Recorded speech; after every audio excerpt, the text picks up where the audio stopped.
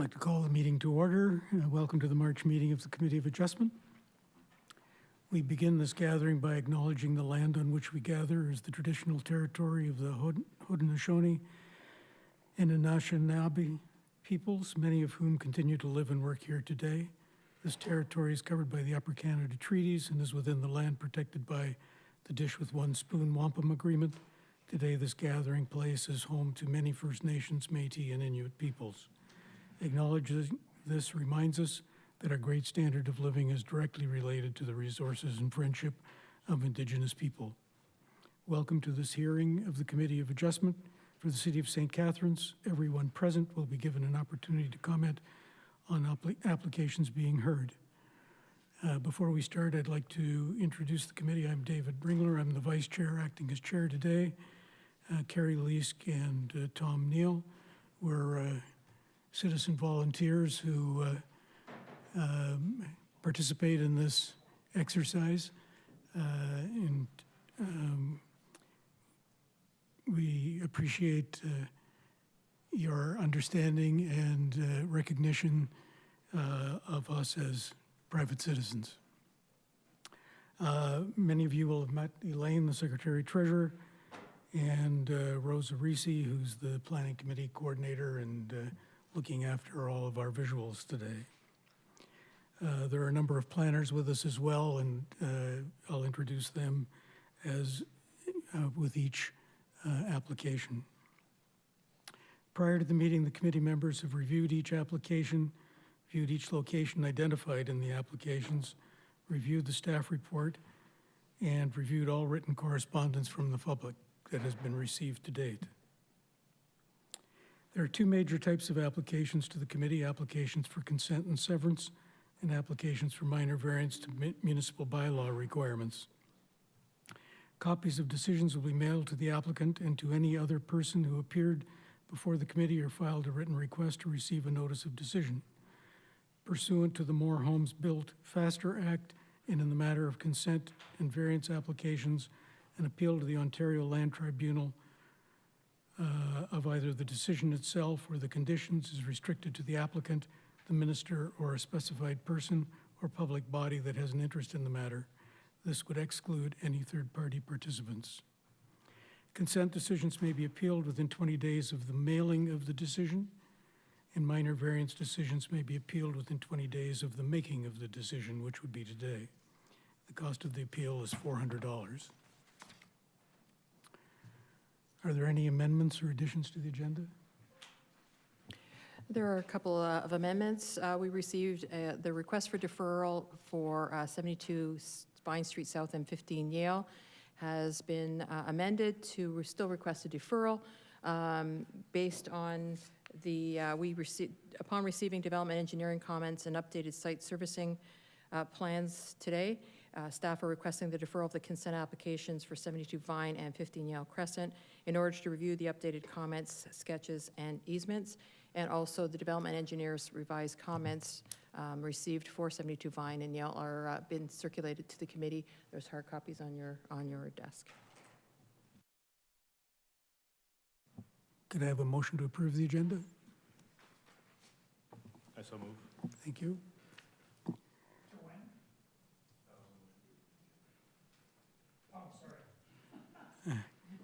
Could I have a motion to adopt the minutes of the previous meeting? I so move. Thanks. Does any member of this panel have a conflict of interest in any of the applications to be considered at this meeting or the previous meeting if they were not in attendance? No. Tom, no? Nor do I. You have 72 Vine that has a request for deferral. Is the agent or applicant present? Yes. And if they are, could they come forward, please?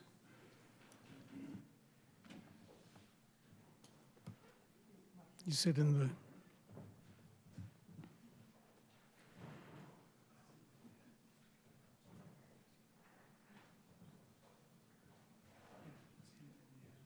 You're aware of the request, obviously? Yes. And do you have any idea when you anticipate being ready to come back to the committee? So we're asking that the application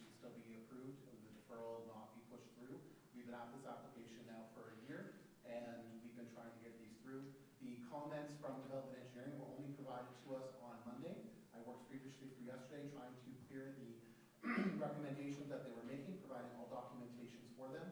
I anticipate them reviewing this and only taking maybe another day. I really don't want the application deferred for another month. So we're asking the committee potentially to approve our applications as with conditions, if that's even possible.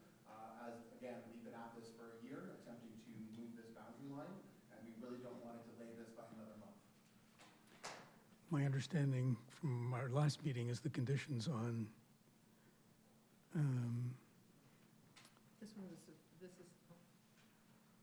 This is the first time this application is being heard before the committee? no, but on another one, that we couldn't really put conditions. No, it's there, he's asking if the committee can hear the application today. Yeah, we were circulated the comments to this afternoon, and there's no technical report right now. And it's for the committee's consideration. My feeling is that should be deferred. Any comments from? Could I have a motion? Gary? Also move that the application B5822 and B524 be deferred until next month's meeting. Can that be done? We'll try Can I our come hardest to get it for next month's meeting. Yep, but you want to extend another month just to give about like a, There's nothing that we can do to have, because development, we have the comments given to us from all the city departments as of Friday. We weren't given development engineering until late on Monday. Through you, There you go. Sorry, we weren't given the development engineering comments until Monday late evening. So we weren't given an opportunity to actually address them until early Tuesday. And then my understanding from development engineering, after everything that I did on Tuesday, that they were going to clear the conditions. As of today, they did not clear those conditions to move forward. There isn't much left in what they were asking for, so I don't really want this pushed off for another month. Is there no way that the committee today can approve the application with the condition that development engineering clears their final comments, which shouldn't take more than a couple days, rather than waiting for this for another month? through you to planning, can we get some input on, again, I'm asking a planner, not an engineer, but whether there's any input as to what is outstanding and how long it might take? Through the chair, my understanding is that the requirements from development engineering included the alteration or inclusion of a new easement. I'm not sure of the exact details, but that has been reflected now on the plans, as the applicant mentioned, that's come in the last couple of days. Those plans have not been publicly circulated. The notice doesn't match those plans 100%, and a staff report with conditions has not been prepared. So at this time, we have no recommendation in front of the committee, so that's that. What I'm hearing is that there's no way of dealing with the file, making it conditionally approved or otherwise. So that takes away the opportunity to deal with it today. So we're back to the deferral. And is there any suggestion that it would take longer than a month to deal with this file? I mean, we could always do 30 days or whatever the next hearing date is, and then if necessary, bounce it from there. Through the chair, in terms of how long it might take, as Elaine suggested, we would try our hardest to get it onto the next hearing. I also understand that the length you defer it for is really just a sort of a window of time they could come back in. If you deferred it for 2 months, they could still come back to the next hearing if that was possible. It would just mean they wouldn't have to come back and request another deferral in the event they can't make it to that hearing. So I hope that answers your question. I think it's a psychological thing if it's next month or next meeting as opposed to 2 meetings. So why don't we start with, why don't we do the next hearing, and we'll go from there. Okay, all those in favor?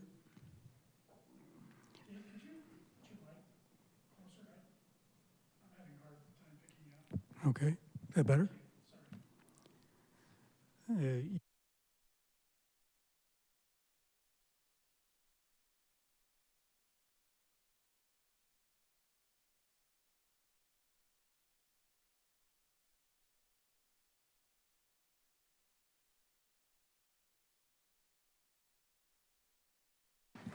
The next application is 26 Valley Road. The applicant come forward, or the agent?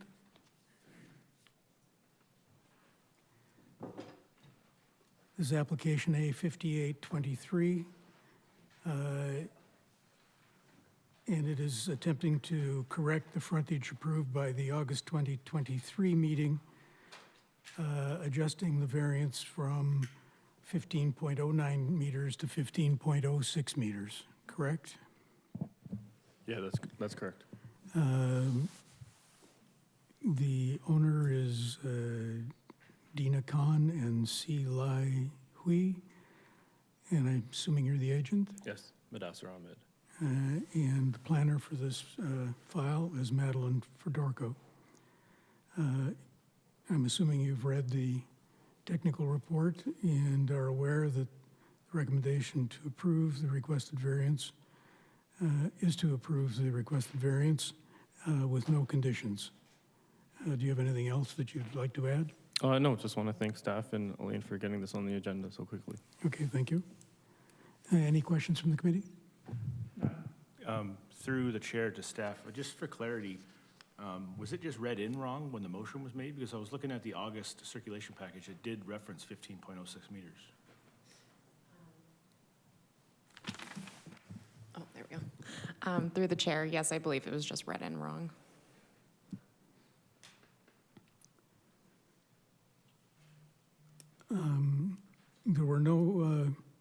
There was one written comment, basically objecting to the variance and objecting to the short time frame for reply. Is there anyone in the gallery who wishes to speak to this file? Any questions or further comments from the committee? Just a query about that in terms of the timing of the sign being erected. Can you please, Elaine? So the Planning Act requires 10 days for a minor variance to be circulated. The notices were circulated on March 7th, and the sign was posted on March 8th. So we met the requirements of the Planning Act. Thank you. Yep, could we have a motion?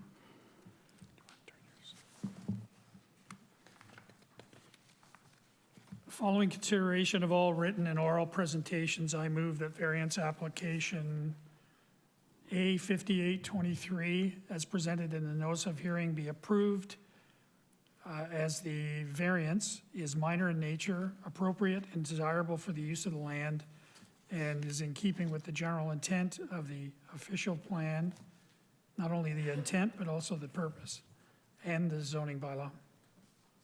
All those in favor? Your application is approved unanimously. Thank you.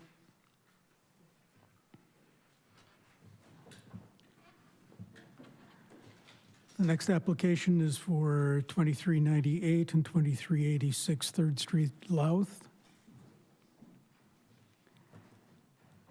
And the purpose of this application is to create a lot on which the existing detached dwelling will be demolished and a proposed new detached dwelling and associated septic system constructed, and a request is made to sever 1,920 square meters from Part 3 to be merged with Part 1, which is 1,010 square meters, creating a new lot of 2,930 square meters at 2386 3rd Street.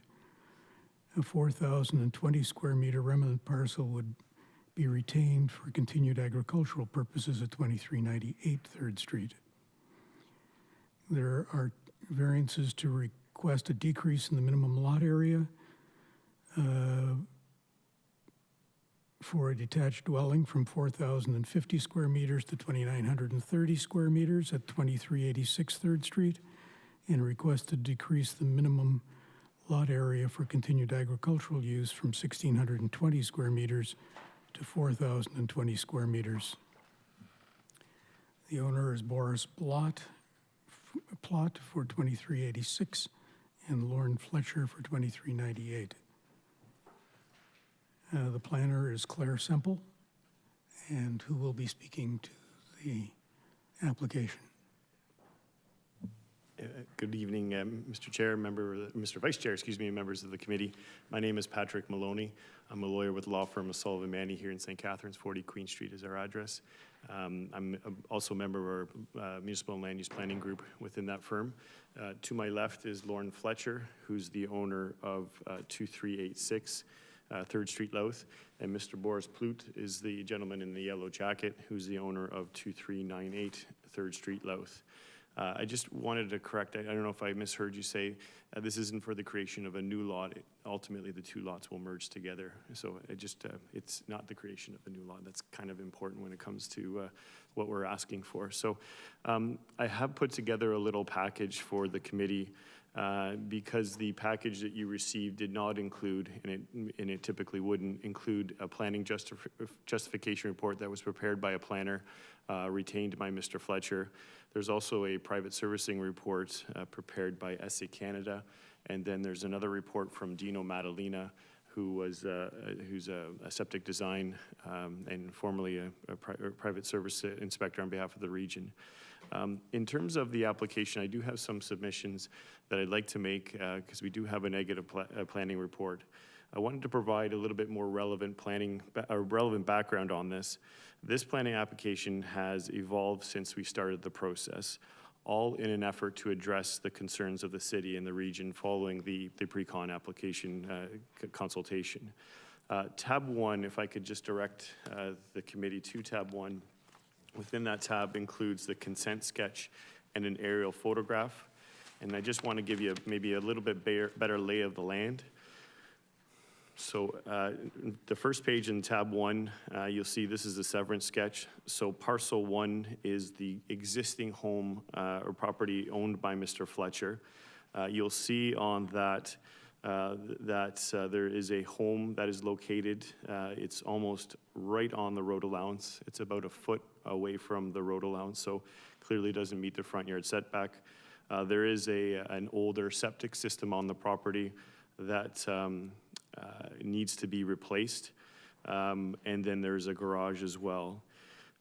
This is a very dated septic system and a very dated home. From what I understand, the house and the lot were created like over 100 years ago. So this is one of these lots that were created well before there were any planning policies or anything like that. But to say it is seriously deficient in lot area, it would be an understatement. The building is needing to be replaced, and the septic system clearly needs to be replaced as well. The proposal is to what we're referring to as a minor boundary adjustment to add land to Mr. Fletcher's property to allow for a new dwelling to be constructed and a modern septic system to be installed. It might look larger than the existing lot, but that is more of a play on the fact that that existing lot is so small. So we went through the pre-con process with the city. Originally, we had asked for a 1 acre parcel, so parcel 2 would have been a little bit larger. It would have been 3/4 of an acre. And when you add it to parcel 1, it would have been 1 acre. And we did that deliberately because that's the size of the minimum lot area for a dwelling in the agricultural area, 1 acre. The region also requires the 1 acre. And in fact, their recommendation as part of this is that if there was going to be severance, that the parcel 2 actually be bigger. But that's not what the city wanted. So you see how we're kind of in between the city and the region on this. So the reason for the minimum lot area is to allow sufficient area for a rural dwelling, but also a sufficient area for a septic system, an adequate septic system, not as what's on the property right now. Tab 1, you will see, again, the existing dwelling. The dwelling itself doesn't meet the front yard setback, the rear yard setback, and the lot area requirement is seriously deficient by 3/4 of an acre. In terms of the proposal then, Lauren is proposing to sever or construct a dwelling on Part 2 or Parcel 2 and demolish the existing home on Parcel 1. Now, the location of the dwelling on Parcel 2 was also deliberate because that matches up the setback of the dwelling just to the north. And if I can just take you to the next page, you'll see the approximate area of the severance is outlined in blue. The house would be just barely on Parcel 2 and would match up to that house to the north, which is owned by the lady that provided the public comments. So with that in mind, Lauren approached his neighbor, Mr. Plout, who is present today, who owns that adjacent vacant parcel of land. I want to make very clear that these lands are vacant. They are not farmed in at this time, and they have not been farmed in a very, very long time. There is an old farmhouse that remains on the property. Well, I'd say it remains. It's walls. It's very decrepit. It's not livable by any stretch of the imagination. But it was used for residential use as well. There are no crops. Have not been crops in a long time. I understand Mr. Plout did make an effort to farm these lands at one point, but they simply were not viable as a standalone agricultural parcel. This is one issue that we do have with the city's planning report with respect, is that they classify this as agricultural farm, but it's really not being used that way. And it could very easily just be used as a residential lot, which would meet the lot area requirements. But be that as it may, the point I'm trying to get to the committee is that this is a vacant piece of land that is not farmed in any way. So then the proposal evolved. We, after meeting with the city, we agreed to reduce that area below the 1 acre, which then necessitated the minor variances, but they required a private servicing report from a consultant, which we've included at tab 3 in the book that I provided you.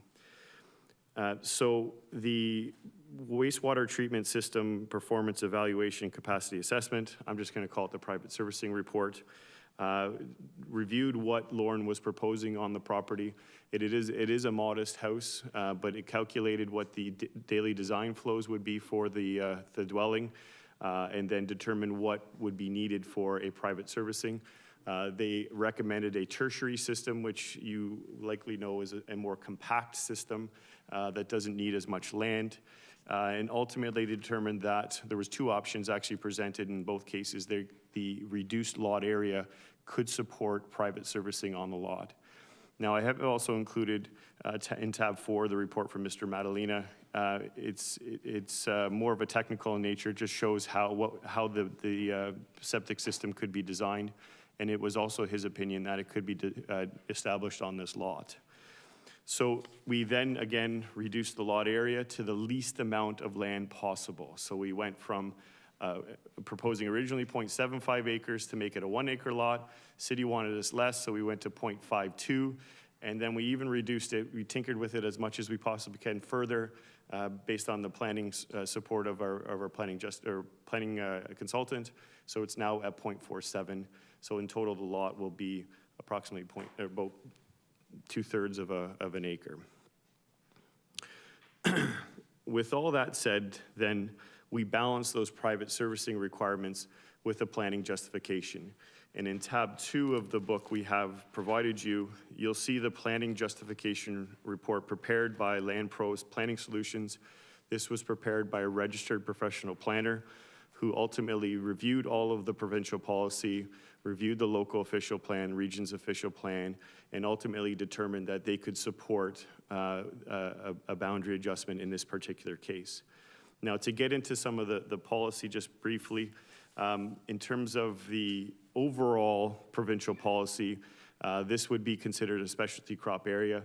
And yes, granted that these lands are intended to be used for agricultural purposes. And certainly that is not, we don't intend to, well, literally we're taking some away, but not in a grander scheme of things.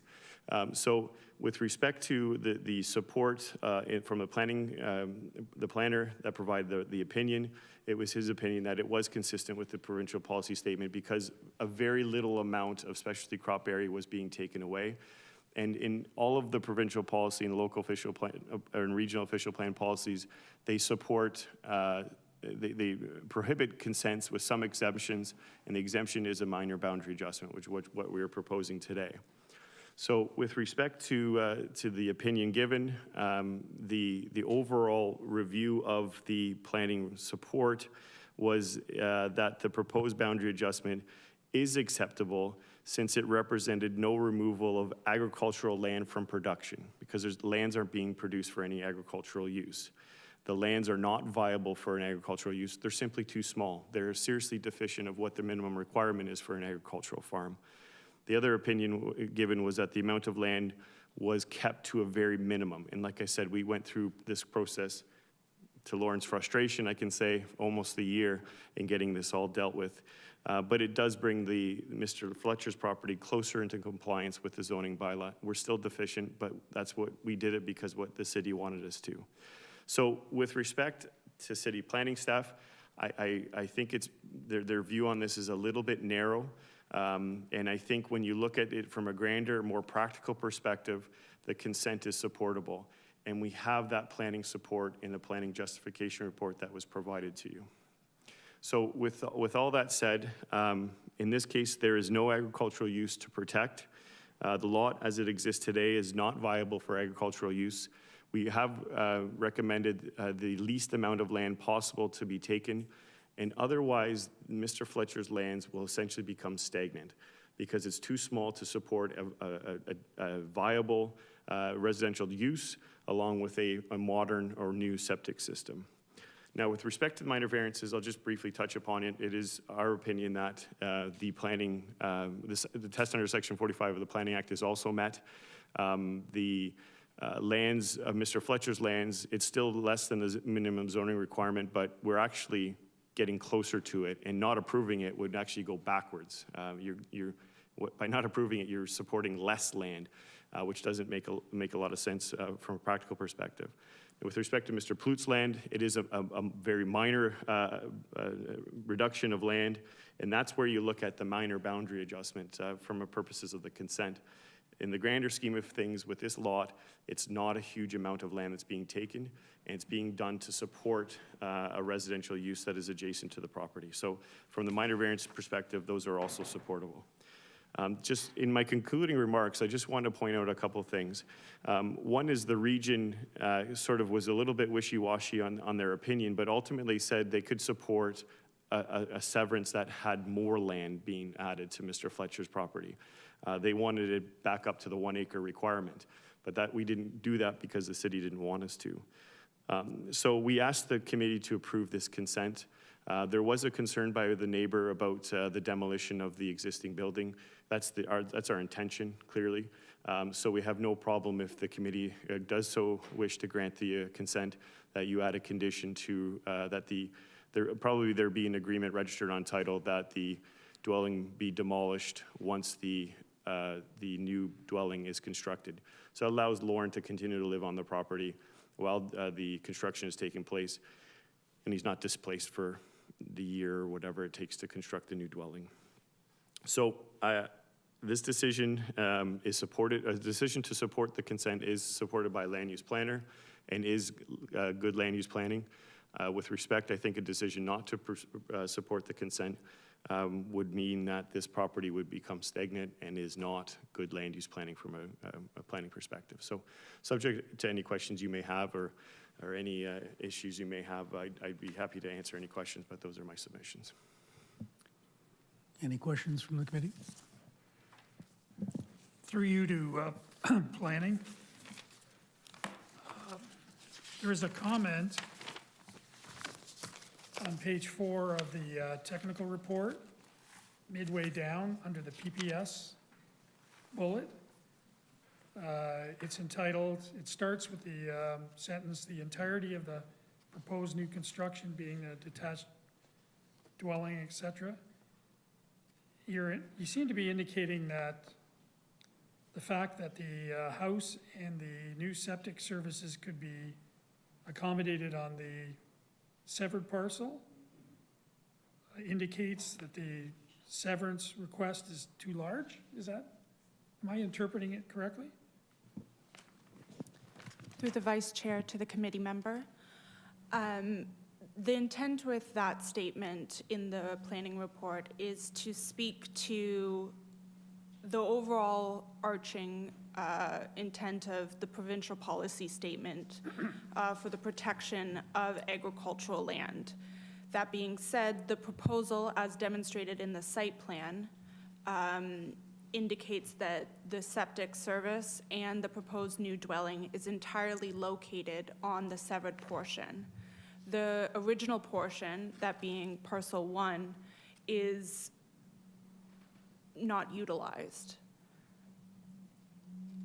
Okay. When we consider minor and when we consider technical and legal reasons under the policy tests, under the Greenbelt and the provincial plan, the provincial policy statement, staff are of the opinion that that does not meet the intent of minor, nor does it meet the intent of legal or technical reasons. So, if I might interpret what you said, you're saying that because of the fact that it can be accommodated on the severed parcel, it wouldn't be considered to be a situation where you're doing a boundary adjustment, per se? Is that what I'm hearing? More so that the minimum amount of agricultural land has not been taken, more than what land has been utilized. And therefore, the agricultural protection and potential of the specialty cropland has not been mitigated to its fullest extent.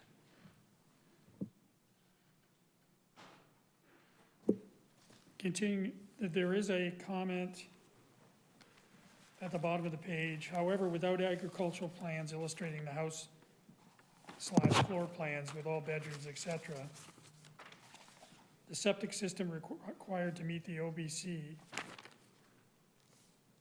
Could you expand on that paragraph? Through the What vice, the intent of that was? yes, through the vice chair to the committee member. Septic design is based on a number of different factors, one of which is number of bathrooms and the floor area of a proposed dwelling. As architectural plans have not been provided, regional staff have indicated that they are unable to confirm that it meets requirements. More so, the site plan that is contemplated in the septic capacity assessment that was submitted in support of the application does not match the site plan that was submitted as part of this consent application. All that is to say is there's still question marks that staff have with regard to suitability. Is it normal for applicants to submit building plans with their application to the Committee of Adjustment?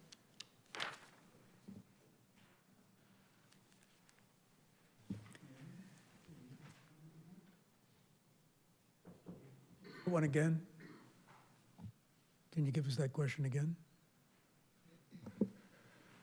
It speaks to the, my question No, speaks to, is it normal, was your question? Is it normal to, yes.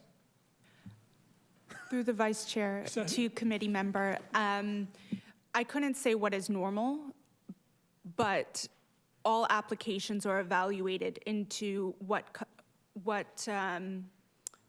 applicants will submit, what materials support their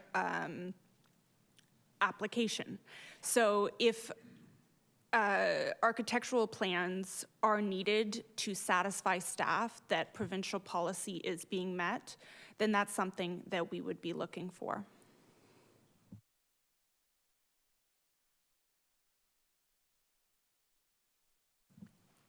Now, did I hear you say that the report that is provided in this booklet did not match something, and as a result may be irrelevant from the planning perspective? To the Vice Chair, the site plan that is included in the assessment, the septic assessment, submitted by EOS Inc., I believe.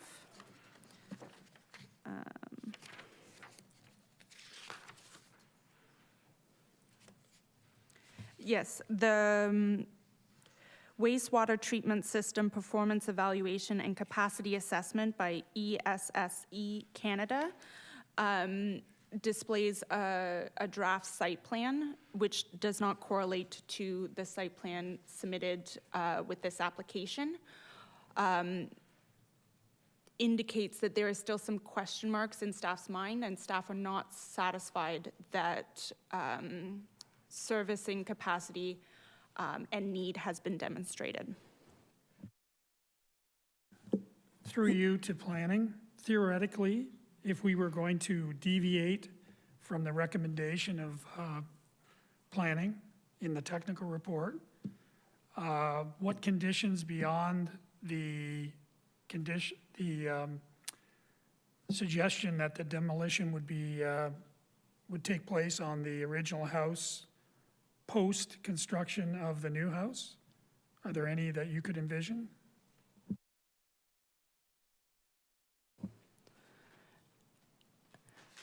Through the Vice Chair to the committee member, there are some conditions, but I would prefer to consult with the region and CRCS for additional conditions if required, if it be the will of this committee to consider this severance. Other standard conditions for such boundary adjustments would consider master lot grading and servicing plan, regional septics clearance, fees, and a final certificate. It is not unusual in my experience where there's a denial that is contained within a technical report for planning to have a list anticipating the potential for the denial not being approved. So am I hearing in this case there isn't a specific list with respect to this subject file? Staff do have a draft list of conditions. However, because CRCS and the region's comments did not contemplate a severance, there is a concern that their comments do not include appropriate conditions that normally would be included.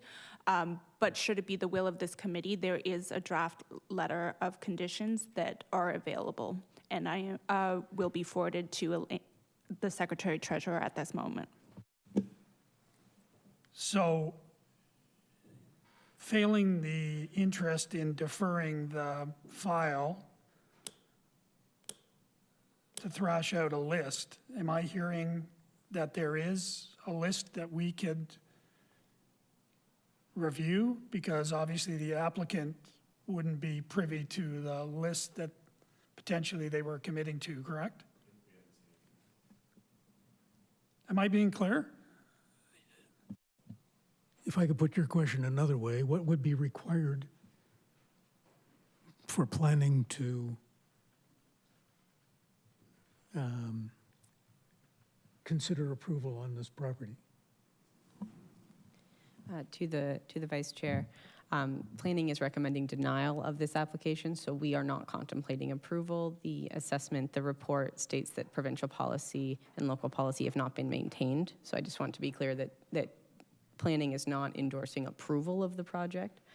The conditions list that has been provided to the Secretary Treasurer is made up of conditions that have been received from circulated departments who evaluated if this severance occurred, what conditions would need to be cleared in order to approve it.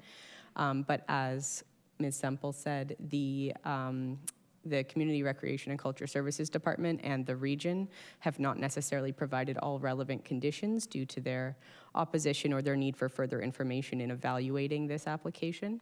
So it would appear that in the absence of their conditions, it's a bit premature to consider approval. It would warrant further review. But right now, the list we have is based on the conditions that have been received so far.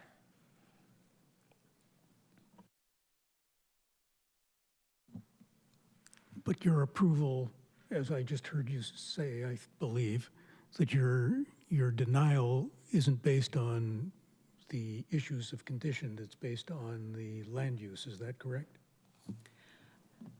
That's correct. Land use planning decisions in Ontario must be consistent with the PPS, conform to provincial plans, official plans, both lower and upper tier. In the opinion of planning staff, they are not consistent, do not have regard for the planning interest, being the protection of agricultural lands, and do not conform and conflict with the upper tier and lower tier official plan. If I might ask, given the small piece of land that's here, how does it eventually return to agriculture?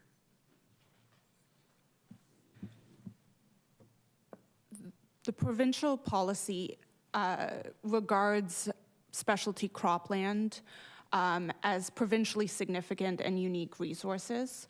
They are offered the highest level of protection offered under provincial policy, and thus that is reflected in both regional and municipal plans. It contemplates not that it is to be farmed today or even tomorrow, but that sometime in the long-term future, it has the capacity and ability to be farmed and to produce agricultural resources that are unique to this area.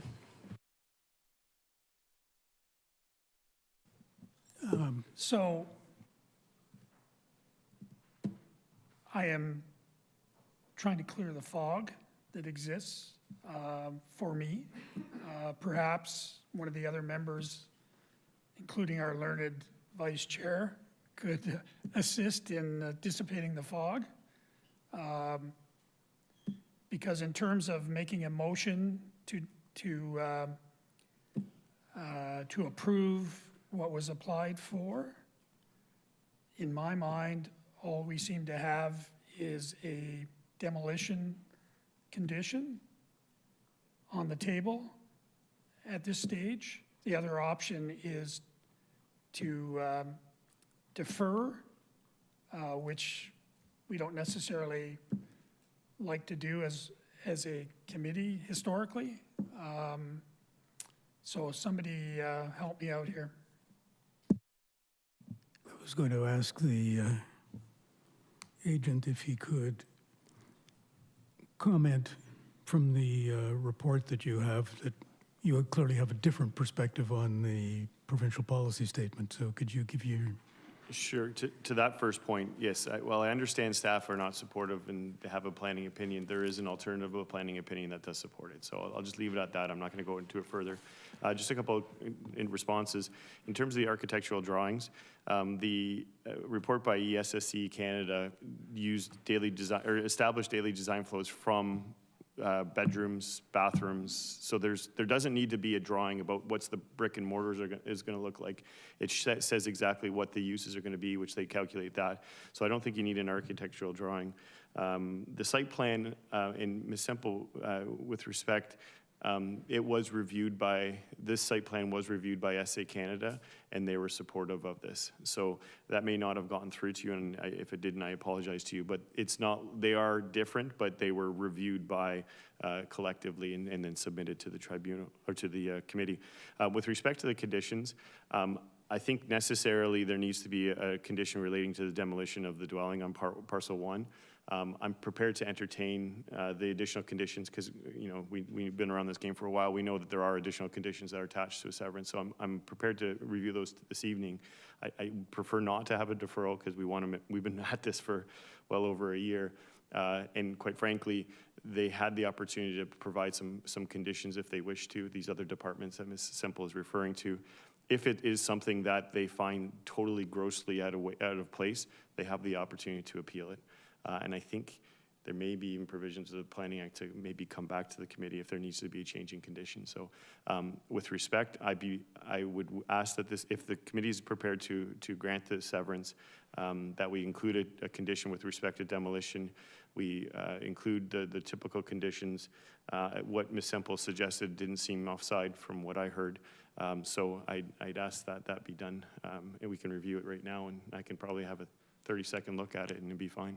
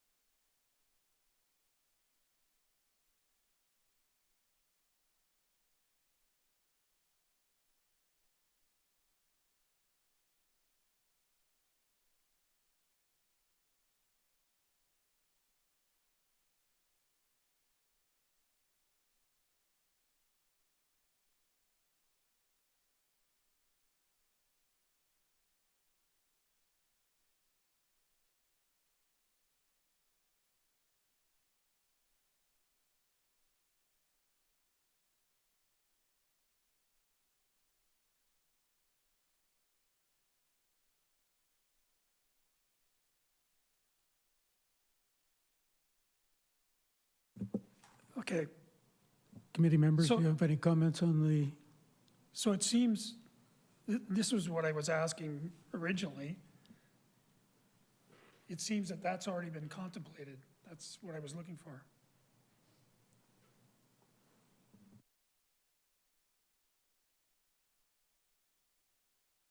any questions from the Any- committee with regard to them? None at all? Any comments from the agent? Through you, Mr. Chair, I have no issues with those conditions being attached. Last question, Elaine, maybe you can help us. Should there be further conditions that we're not aware of, how do they get added or can they be? Demolition condition is not there. Right. Yeah, no, that's. No, but I meant after this evening. Demolition, there would be a request for a change of conditions, but that would be given that it's considered minor. I've just been advised, though, as well, that there is an additional condition that require a stage 1 archaeological assessment by a licensed archaeologist, as well as stage 2 assessment when required to support the application from the region. They usually require that additional condition. But, I mean, it could come back, it depends.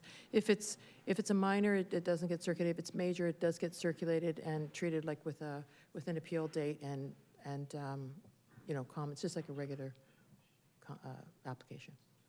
An application that would be, start from here as opposed to starting from the, Yeah, it would be like a 15-day circulation of any additional conditions that Okay. might come post if they're considered not minor.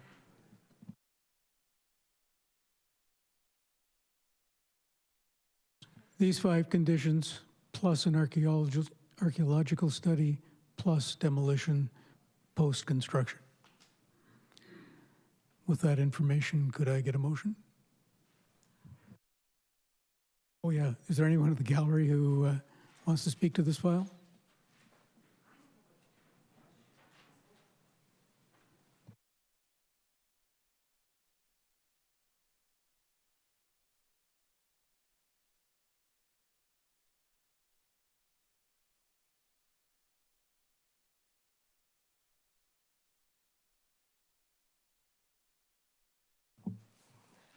I have a quick question in regards to, I own 2440 3rd Street Louth.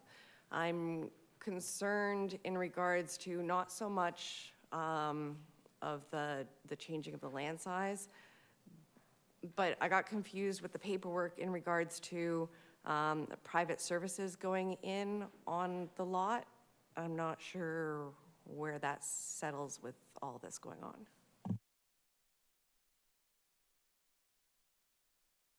I'm Samantha Palmer.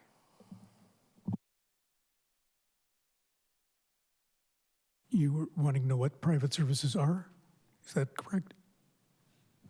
The way the paperwork sounded when it was delivered to the house was that there was 2 variances going on between the 2 lots. And the one lot was going to be reduced from 16 acres to 4 acres for agricultural.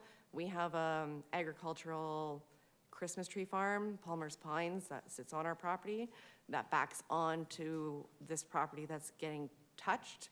I just wanted to verify what is going to be in that area, why is the agriculture being reduced to so low?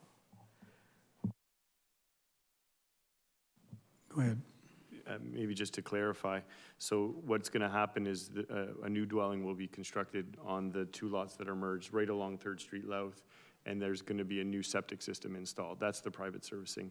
Other than that, the other agricultural lands are completely untouched.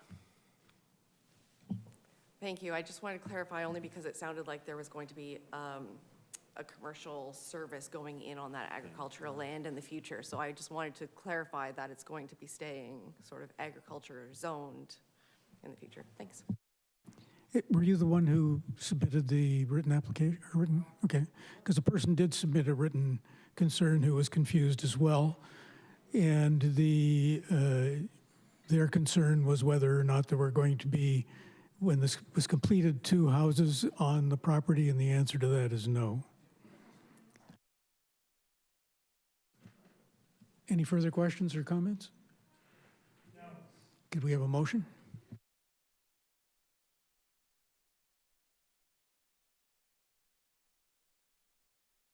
Got my mic on.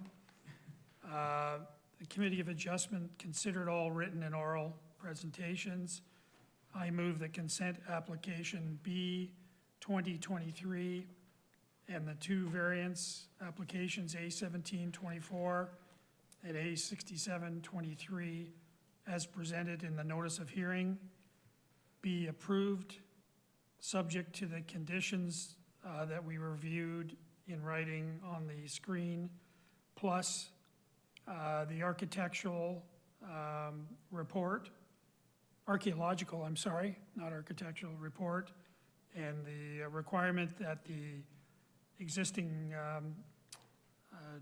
domicile be demoed upon completion of the construction of the new domicile. As the consent is desirable and compatible with the surrounding area, have no adverse impacts on the surrounding properties, have regard for Section 5124 of the Planning Act, conform with the policies of the city's official plan and zoning bylaw, maintains the intent and purpose of the provincial policy statement, and does not conflict with any applicable provincial plans, and the 2 variances are minor in nature, appropriate and desirable for the use of the land, and are in keeping with the general purpose and intent of the official plan and zoning bylaw. All those in favor? Your application is.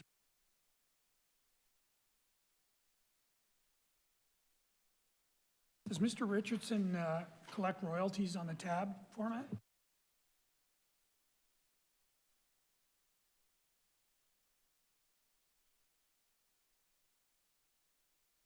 Our next application is for 4 Beard Place. There's a want to construct a proposed semi-detached dwelling. And the applicant has requested that the current lot be divided to form 2 lots, to form 4A and 4B Beard Place. An easement be established in perpetuity for access and maintenance of eaves and gutters on the shared boundary between the 2 dwellings. And with the lots created and the dwellings established, there are a number of variances that are being requested as well. And would you be Stephen Sunderland? I assume that you've reviewed the technical report and are aware that the recommendation is to approve both consent applications with a number of conditions and that the variance applications be approved without condition. Correct. Is there anything further you wish to bring to the committee? No comments.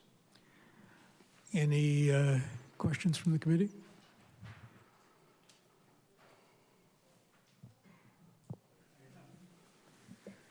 There was no written comments. Is there anyone in the gallery who wishes to speak to this file? There being none, could I have a motion? Following consideration of all written and oral presentations, I move that consent applications B2823 SC and B0224 SC and variance applications A123 and A10123 as presented in the notice of hearing be approved, subject to the conditions outlined in the technical report as the consents are desirable and compatible with the surrounding area, have no adverse impacts on the surrounding properties, have regard for section 5124 of the Planning Act, conform with the policies of the city's official plan and zoning bylaw, maintain the intent and purpose of the provincial policy statement, and do not conflict with any applicable provincial plans. And the variances are minor in nature, appropriate and desirable for the use of the land, and are in keeping with the general intent of the official plan and zoning bylaw. All those in favor? Thank you. Next application is for 8 Merritt Street. In order to construct a proposed 3-story apartment building, there are a number of conditions being requested, or a number of variances being requested. The owner is Akash Deep, the planner is Charlotte McEwen, and you are? Rick Eady, it is on, sorry, from McDonald, or from MZE Architecture and Design, acting as agent for the owner.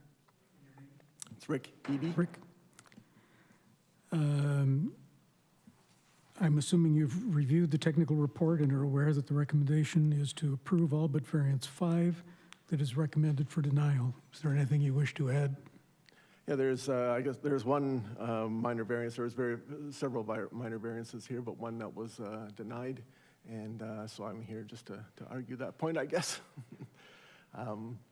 It was just that they were asking about flipping the parking lot in this particular, behind this building. You have to actually drive through underneath the building to get to the back. So flipping the parking lot would put us parking up against an existing building with windows all the way along. Right now it's shown at the backyard of a residence instead that the parking comes up against. We do have a privacy fence all around this property that wouldn't allow lighting or lights from cars or anything through. We felt that it was a better side to put this on than having it on up against the motel that's on the other side.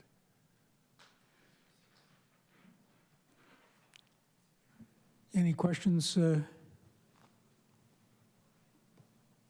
gentlemen? Any questions? Just a clarification. You just said something and I didn't pick up on all of it. The drawing, MV1, the site plan. So the driveway comes off Merritt Street, and the parking is in the rear and the northerly back section, correct? Right. So how do you get there again? You're going underneath the building. Okay, so or that th- or area through in the gray, building. Sorry? that area in gray is underneath The area the in one gray. row of.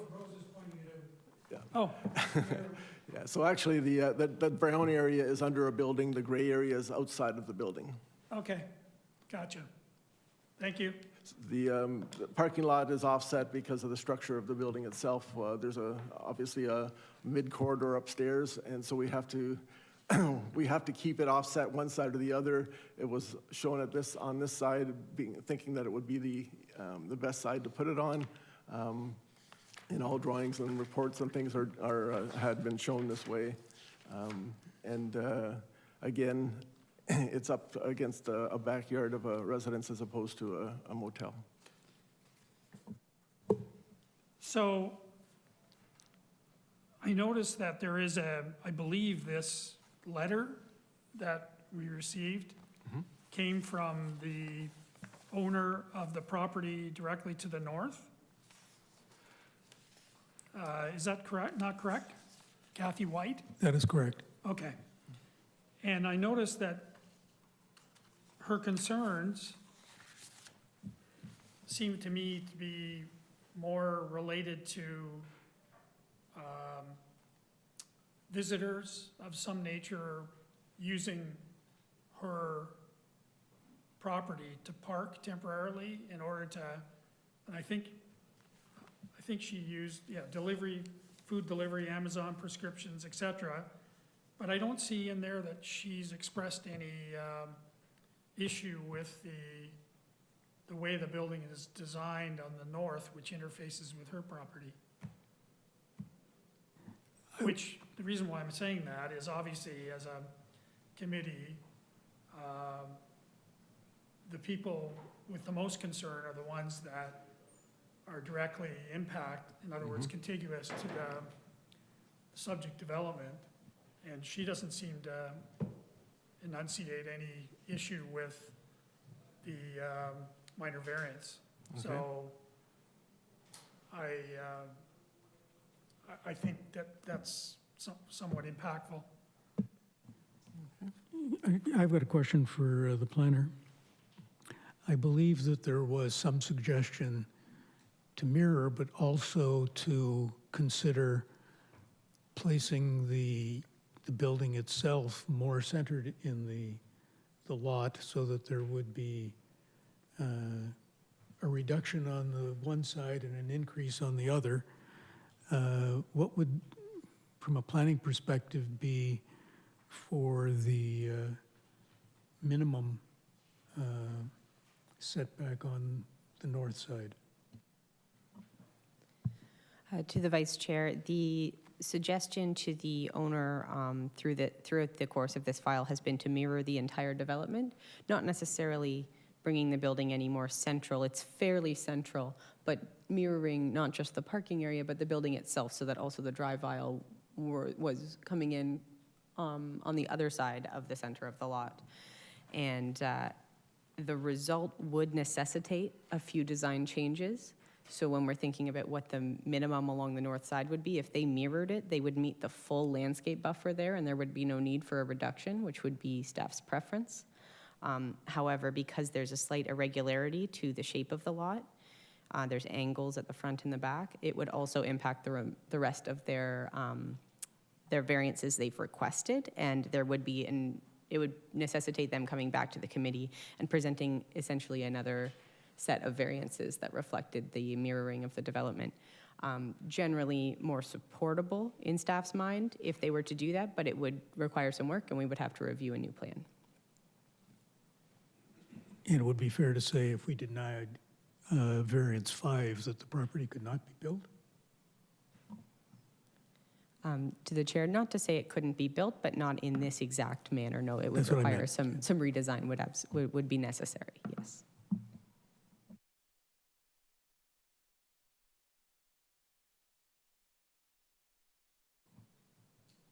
Thank you. Rick, is there no possibility to even move the parking slightly to the south? If you move that parking.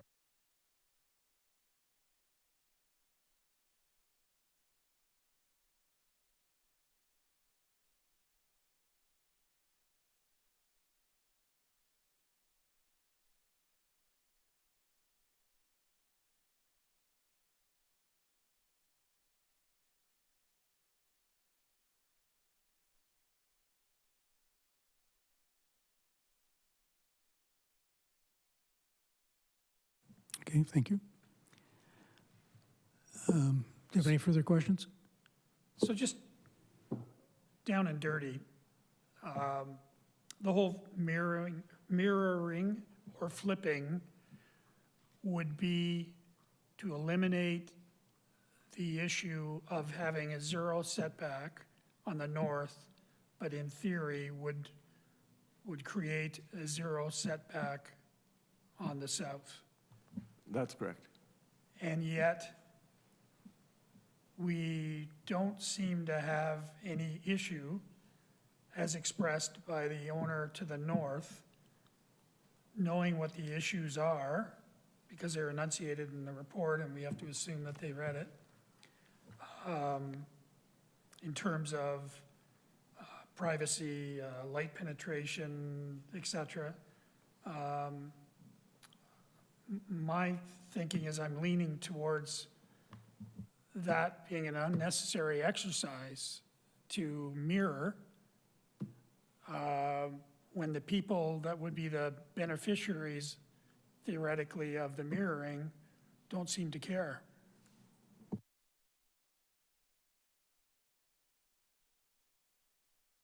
Do you have any further questions? Is there anyone in the gallery who wishes to speak to this file?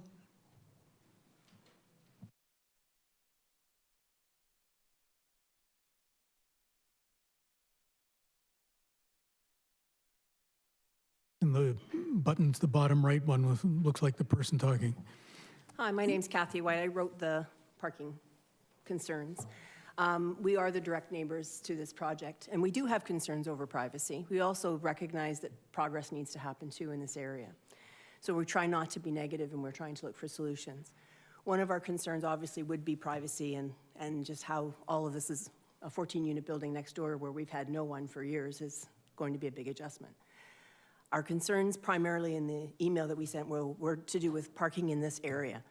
And I just want to readdress that because I'm not sure the city is as clear about this as we are, having lived there for 30 years. There is no on-street parking on Merritt Street. There is no close parking anywhere near to this proposed development. The only close parking is private properties such as mine next door and the hotel or Early Bird, which is also on the other side. There is no area for people to have a moving truck come and unload in this current site plan. There is no place for short-term parking for people who have, say, a PSW coming or to have deliveries made. And in this era of Amazon delivery, it happens constantly. So that our concern as, yes, our privacy, but also just the inconvenience of our driveway becoming a drop-off zone for this building, because that is in essence what's going to happen. It already has happened when there has been, the other side of us was a rooming house at one stage, and we ended up with a driveway full of cars that weren't ours. So we, repeatedly had to go and bother people in order to try and get out of our own driveway, which is, as you can imagine, quite frustrating. So the original intent of our email is not to say that we don't want development, because we do recognize that it is positive. However, we are concerned just with the limited parking in the area. The proposed parking changes that you're making don't make a whole lot of sense in our opinion. In terms of privacy, to us, we are willing to, to work with people and hopefully it won't become a huge issue. You can't always choose your neighbors, so fair is fair. But this will be butting up, right up onto our property line. This will be overlooking into our backyard. This will be, and if the parking becomes an issue, then we're dealing with that too. So we just wanted to be very clear in kind of our stance on this and make sure, because again, we're right on that lovely boundary between St. Catharines and Thorold and kind of no man's land. But there is, as I say, there is no on-street parking or close parking within basically a couple blocks, and we all know people don't walk. So just something else to consider. It may have been approved by the planners because, we can park a bike there and there is a bus out front. But again, the reality is there is a lot of car traffic, and it is at top of the hill, and it's already tricky getting out sometimes with the four-way stop. So again, I just want to draw your attention back to that and as a major concern for us. Recognizing, of course, that mirroring the building, flipping it, will have zero impact on the issue that you expressed. Well, we had suggested, I had suggested in the email, my husband and I, that is there no way for them to amend their design to at least even have temporary parking at the front? Can it not be designed so that there's at least one or two spots? It could be like a delivery drop-off, 15-minute parking, something to that effect, that would solve that that problem largely. Because I'm thinking, I delivered pizzas back in the day, I don't know how many of you did, but you're not going to park 3 blocks away and run a pizza over to somebody. You're going to park in the closest spot you can get and run it in. And then with 14 units, we're going to have that happening on the daily. So we just know that this is kind of we see it coming in our future. So now it becomes, for us, we just need to speak to those concerns before they become the reality we live every day in frustration. Because calling bylaw, calling someone to help us, they're gone before you can get somebody out to deal with the situation. So we are the ones left in that frustrated, unenviable position.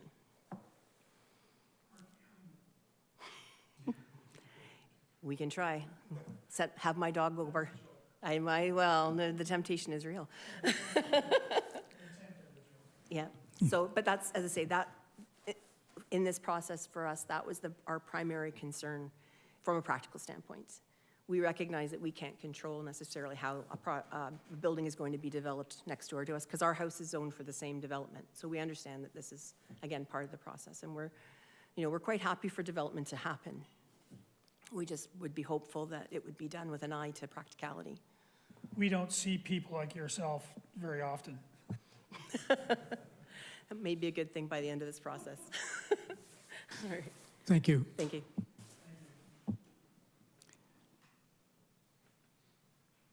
I guess the question to the planner, if there had been a parking space in the front off of Merritt Street, would it be approved? To the Vice Chair, it would really depend, again, would probably necessitate a fair amount of redesign because we do prioritize landscaping at the street and not the presence of parking or large expanses of asphalt. So to expand out the driveway or to add in a delivery space, looking at the site plan in front of us now would be very difficult to do it in an approvable manner. They would probably have to do, again, a substantial redesign to make something work that was appropriate and functional.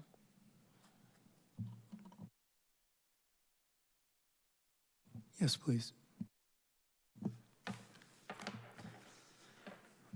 Following consideration of all written and oral presentations, I move that variance application A6822 as presented in the notice of hearing be approved as the 6 variances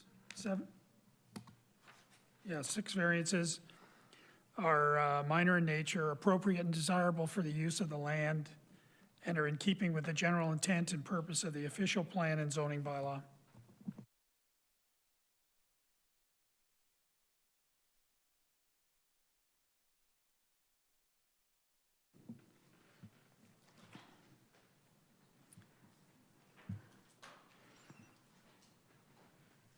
The next application is for 1571 Pelham Road.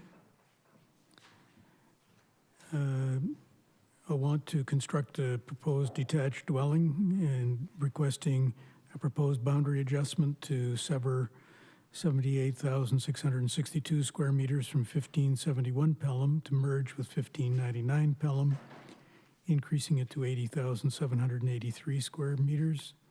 The retained lot at 1,571 meters would become, or at 1571 would become 5,647.5 square meters and retain the existing dwelling.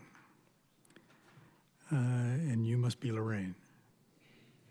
I am the agent for Lorraine and Amanda Cornell. I'm Victoria Martin. I had the information backwards, I'm sorry. And the planner is Dasha Litvinyak. I expect you've reviewed the technical report and are aware the recommendation is to approve all your application with some conditions. Is there anything you wanted to add? No, nothing, thank you. Any questions from the committee? I have none. Is there anyone in the gallery who wishes to speak to this file?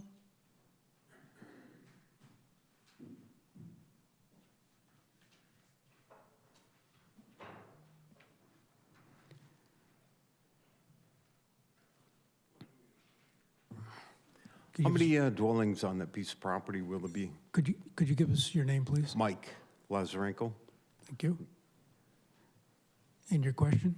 How many dwellings will be on this property? There'd be one, One? Okay. according to the diagrams that we've seen. Okay, no more questions? That's all. Thank you.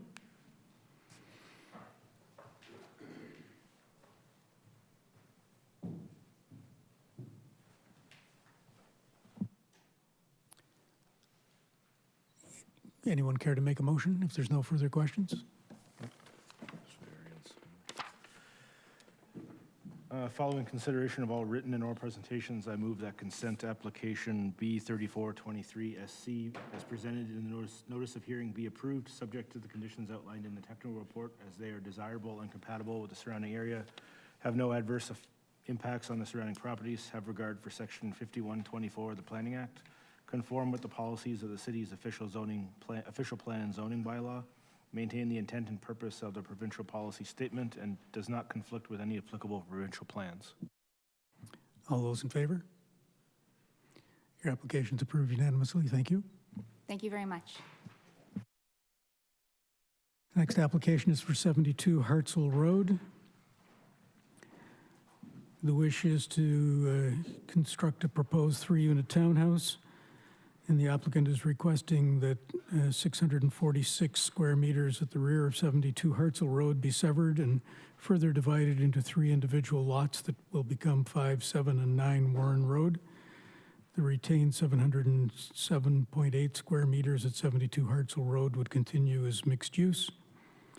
And in order to complete the construction, there are a few variances, most of which relate to parking for accessory dwelling unit being reduced from 1 to 0, and for setbacks from being reduced from 1.2 meters to 0 meters, which are on the adjoining wall, as I understand it. Who will be speaking to this? Thank you, Lou Lou. Marcantonio from The 2M planner, Architects. the planner is Dasha. Lou, I anticipate that you've reviewed the technical report and aware the recommendation is to approve all consents with a Yes. number of conditions and all variances with no conditions. Is there anything you wish to add? Yeah, I should mention the owner of the property is here, Corey Gauthier. Just a couple of things. We're happy with the hard work it's taken all of us to get to this point. There are a couple of things. On page 3, it's just a typo, but neither of us is Dominic DeFranco. That's right. Yeah.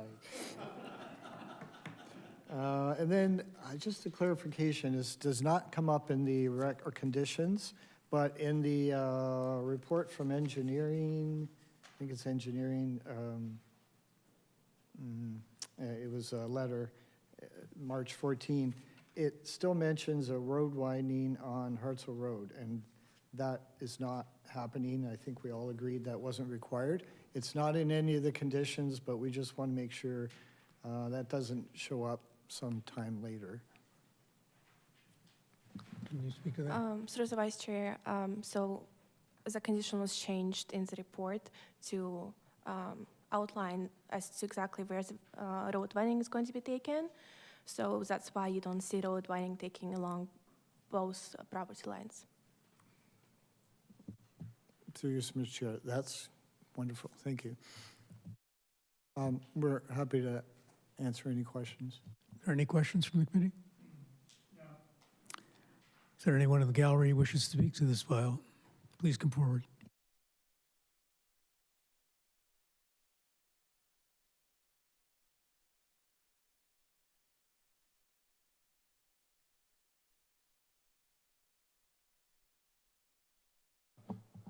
Can I get your name and address, please? Hi, David Freilich, and we're the owner of property 11 Warren, that's adjacent to the development. So we just have a couple questions and I guess overall concern. Obviously that property has been vacant or a parking lot where we've been for a while. Concern is the impact of the property. I think there's our garage there that's quite old, right along the adjacent there. It's not shown here on the diagram. So we're just overall The fence that's there right now is quite old, so concern about the impact, I don't think I saw anything about a fence going up there. And with the development being so close to the lawn, our concern is that there's probably going to be some type of damage, or we probably need to do something about that. So I don't know how that's addressed. I didn't see anything in the notes that I could address. So we're in favor of the development. We just want to work. We're coming late to the game, so I apologize for that. And like to probably speak offline directly to that. But and there's also from before, there's some big boulders that were there from the business that was there that we can't move. So we just want to make sure that that's going to be part of being moved. It's little things, but we don't want those to be left there in that. So I'm not sure if you've taken pictures of those and stuff like that. So overall, just a concern of our dwelling and the garage that's there, that is quite old. We're wondering how that affects our property. Well, the one thing I can say is that the property immediately adjacent to you meets all of the bylaws with the exception of parking, so that it meets all of that bylaw from the point of view of being close to you. I can't speak to the fence. I saw there's a fence in one of the properties. I just can't quickly say which one. Through you, Mr. Chair, thank you for your comments. The one about the fence, there actually is a condition that we are to build a fence along, so you get a new fence, apparently. So it should be good. And I'm sure both of you guys can talk about what kind of fence that is and all that kind of stuff. The boulders, I'm not really sure. You're taking care of those. I'm going to be cleaning up the whole yard. The back fence too is going to be redone. Yeah. And we do show your garage there, and you can just see it's there, and we know it's there, and usually the owner usually takes pictures of things to make sure that we don't cause any damage. He's staying on our own property, so we shouldn't. And I'm sure you guys are going to get to know each other if this goes ahead. So, thank you. Thank you very much. Any further questions? Please. Okay. Keeping with the fact that the Committee of Adjustment considered all written and oral presentations and/or submissions following, I move that consent applications B39, B40, and B41, 23 SC, and minor variances A 8, 9, 10, 11/24 be approved as outlined in the technical report, consistent with the 7 conditions for B39. Not, okay, so there's 12, yes? 12, sorry, my scrolling finger isn't working quite so well. There are 10 for B40, and there are 10 for B41. And in terms of the applications, we'll scrub Mr. Dominic DeFranco.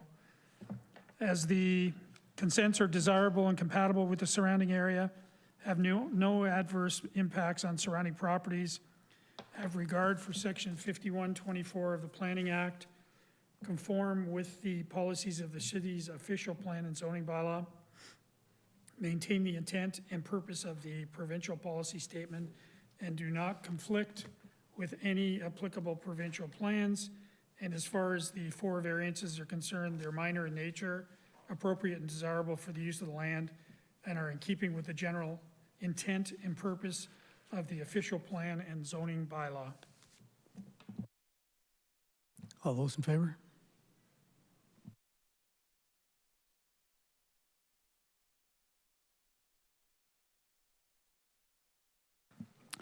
Next application is for 38 Facer Street.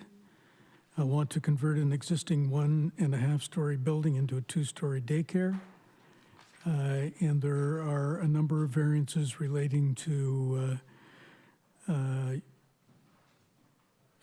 side yard setbacks to the adjoining, I believe it's 40 Facer Street, and a front yard setback reduction as well. The planner for this file is Dasha, and are you Birju? Yes, my name is Birju, and I'm working for my friend Tajinder. I'm working as an agent for him. Thank you. And I anticipate that you've reviewed the technical report and are aware that the recommendation is to approve the requested variances. Is there anything you wish to add? No, thank you. Any questions from the committee? I have none. Is there anyone in the gallery who wishes to speak to this file? Could we have a motion, please?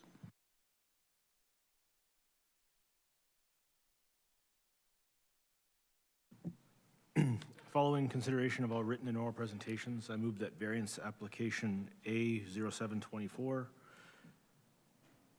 as presented in the notice of hearing be approved, as the variance is minor in nature, appropriate and desirable for the use of the land, and is in keeping with the general intent of the official plan and zoning bylaw.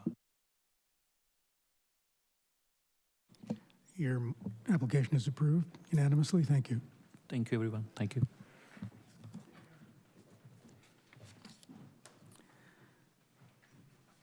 Next application is for 23 Graham Avenue.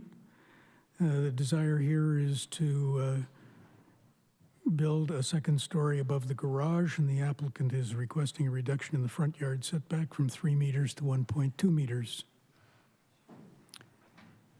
The planner for this file is Madeline Furco, and you must be Jamie.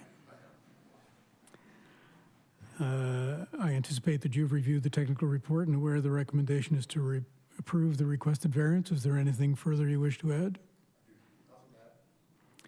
Any questions? Anyone in the gallery who wishes to speak to this file? There being none,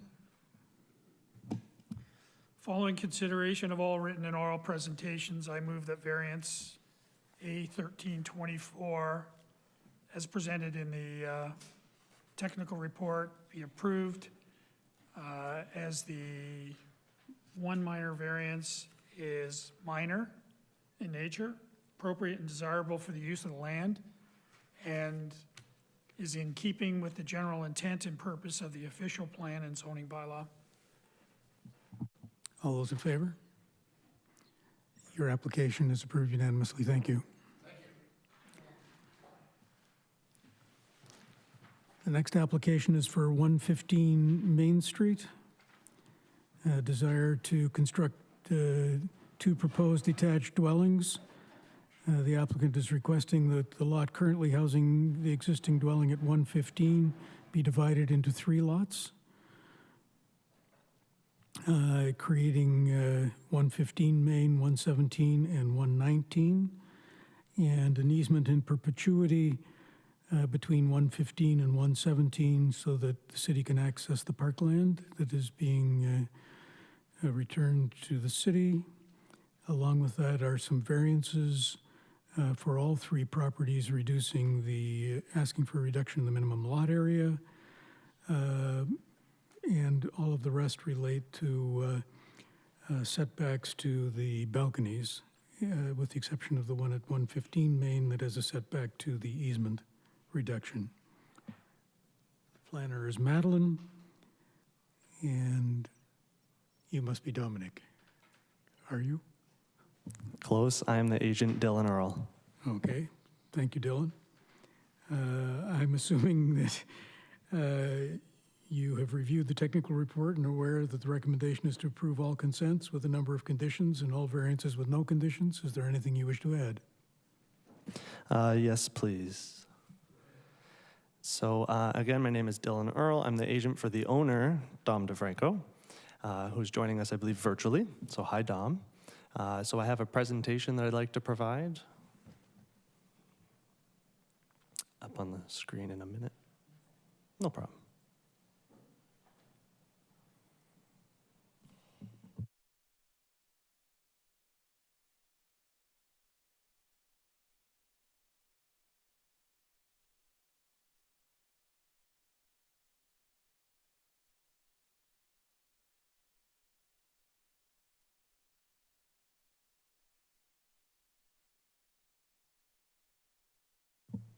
Awesome. Okay. Okay, so through the vice chair to the committee, this application you will have seen on the severance concept. Part 5 takes up a bulk of everything. So that's pretty much the driving force behind our applications. So just to go slide by slide, here we have a front face of the existing home, which we will retain. And then you can see the excessive side yard to the right, which we're looking to infill. So an excellent infill project. Next slide. Summary, so the current use is residential. The frontage is 92, almost 100 feet.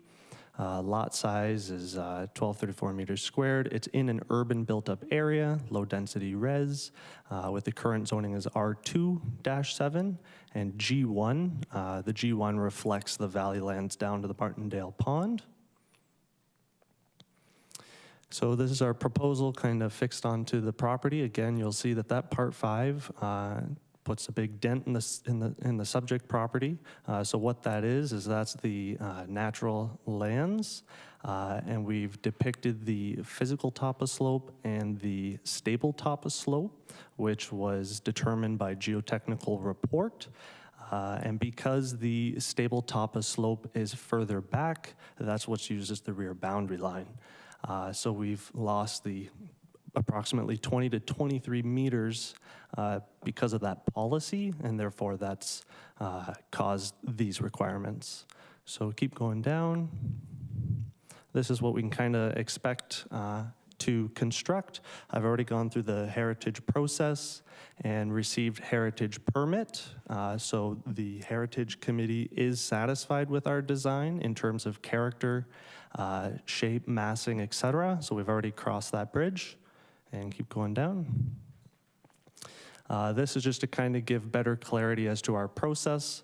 So we're severing into 3 lots in order to allow the creation of 3 detached units total. And then because we're allocating that Part 5 as parkland to the city, we have to squeeze in a right-of-way between the existing home on Part 4 and the proposed dwelling on Part 2, which is called Part 3. So if you scroll down, the steps of our application is Step 1, cut off Part 1 from the rest, and then next.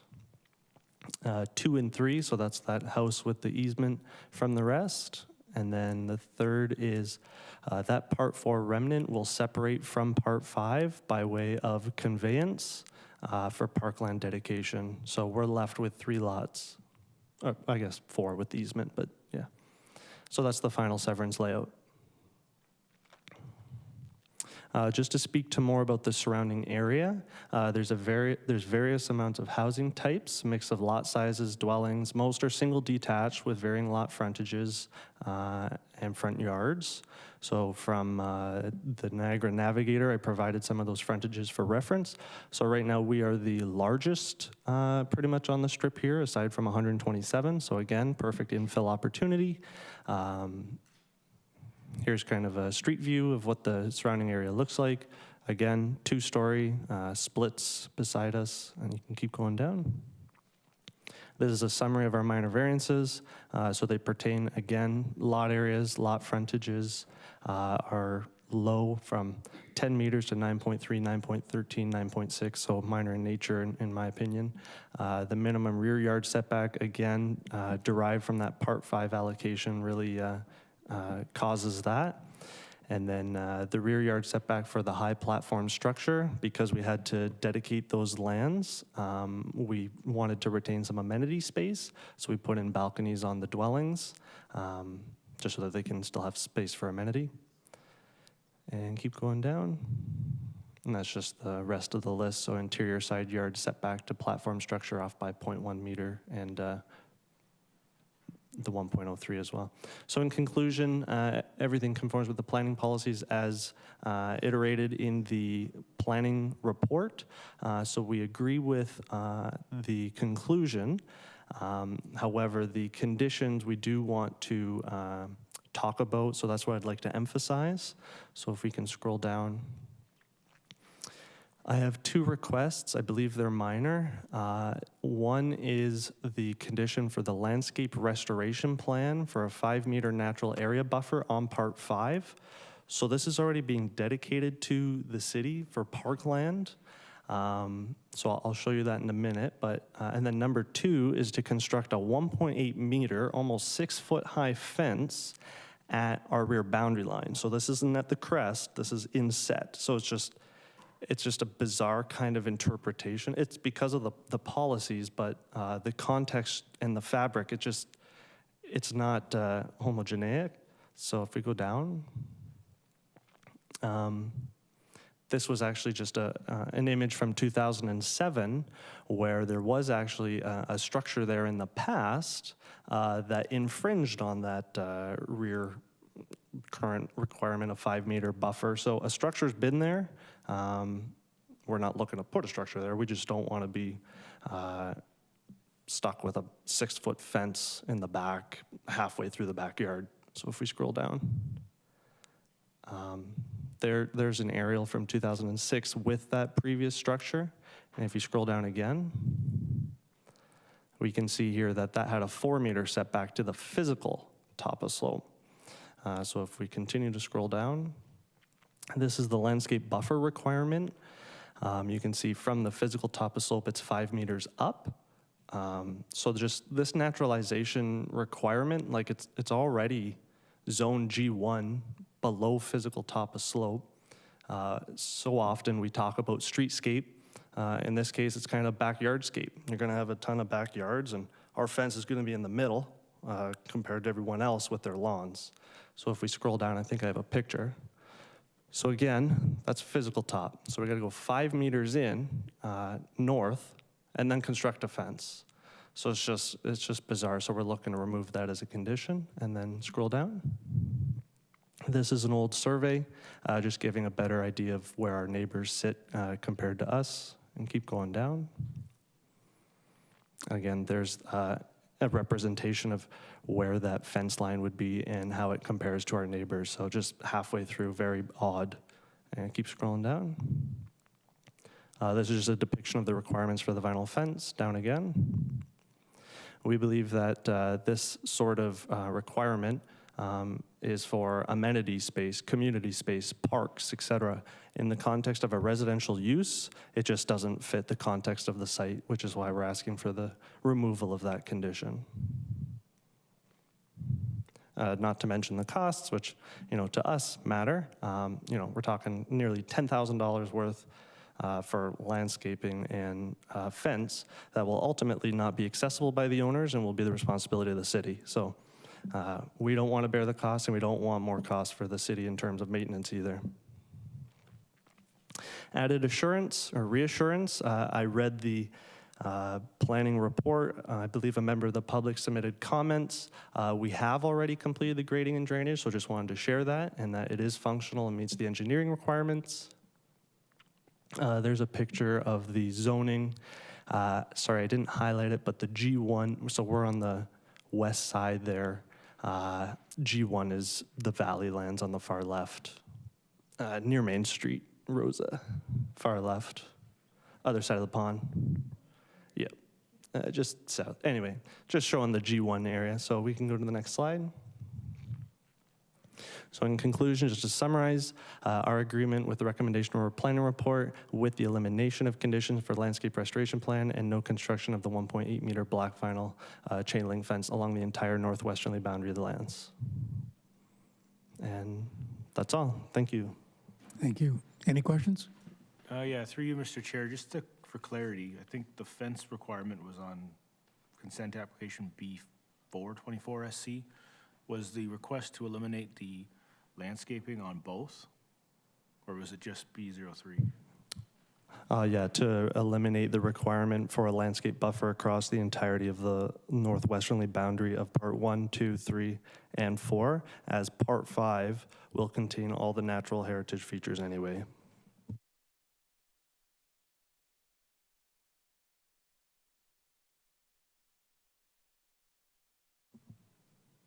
Gary, any questions? Just to be clear, you use the terminology "our backyard," so technically, the fence is dividing the rear yards of the resultant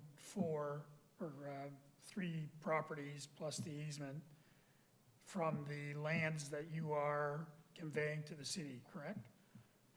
To the Vice Chair, that's correct. Right, so it's technically no longer your backyard per se. You're just worried about the look? Is that where you're coming from? Yeah, so through the Vice Chair, absolutely. So the concern isn't to separate from unit to unit.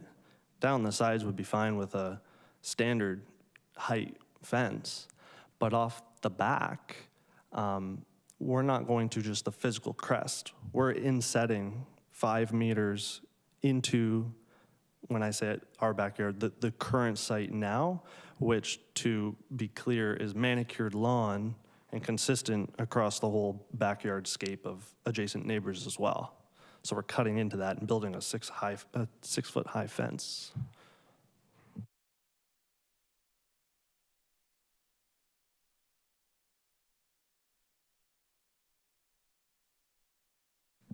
Anyone in the gallery who wishes to speak to this file, please come forward.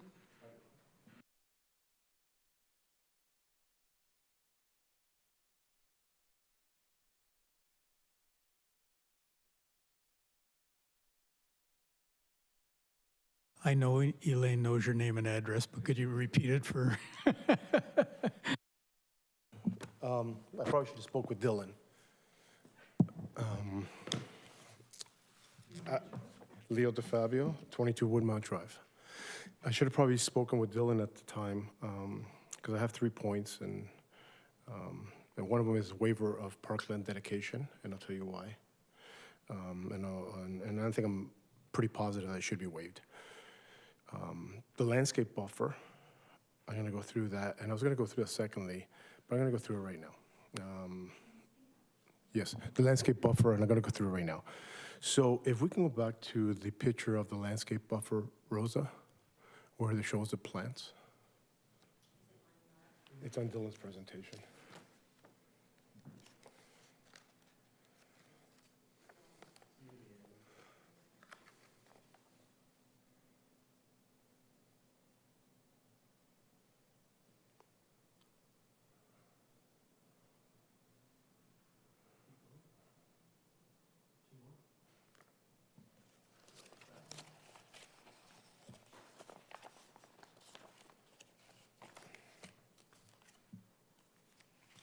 That's it. That's it. So, first of all, it is our land because the severance hasn't occurred. And I have a huge issue with the landscape buffer because it took me quite a while to get a request on site with the region. So let's look at this. This is a policy the region is enforcing that the city of St. Catharines has to maintain, but I haven't been able to find a single person that reviewed this landscape buffer from the city or requested it. Nowhere in the comments, 4 phone calls I made, I can't find a single person in the city of St. Catharines that requested this landscape buffer for them to maintain. Second of all, we're going to put a chain link fence along this property. How is the city going to maintain the landscape buffer? They're going to hop the fence, or are they going to go through the neighbor's property and trespass? Through the vice chair, if I may. Part of the condition is to include a fence or like a man gate through the fence. And also to clarify, the landscape buffer would be maintained by the city, which is why we would need the easement. That's the whole purpose of it. The purpose of the landscape buffer, as you can see in the pictures, it's over the years, it's been turned to sod, and that slope is known to be a bit unstable. A big purpose of returning and requiring the landscape buffers to help stabilize the slope. And to have the fence would be, for example, in the future, once, for example, Part 1, if it is to be approved, gets sold, that the owner can't go and essentially pave right up to the edge of the slope. And the fence and the man gate is a very,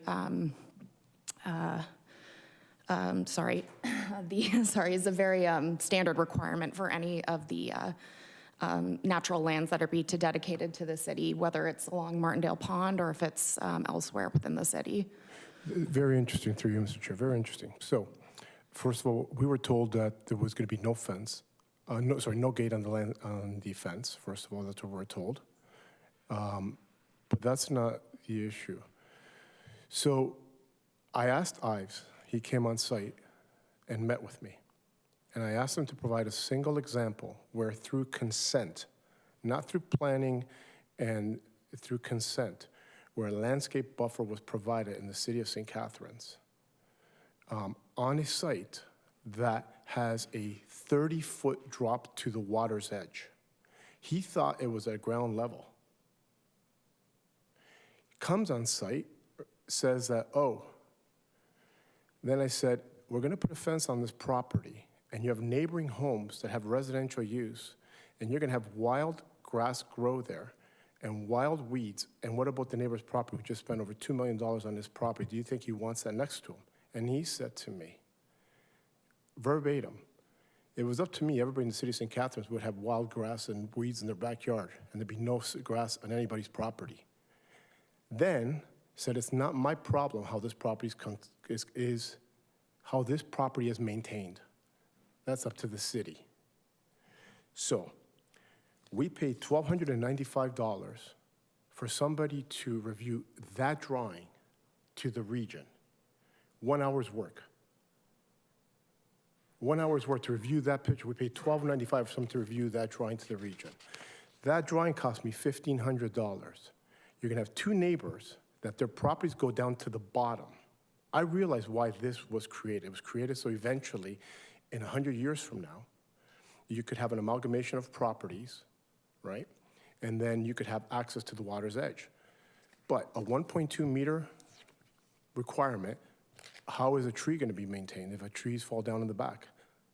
I believe that the landowners should maintain the properties. I think better use of that is done. Now, that's not city policy. I realize that St. Catharines doesn't have that policy. Fawn Hill does. We're doing the same severance in Fawn Hill, but the lands are retained by the owner. Exact same severance.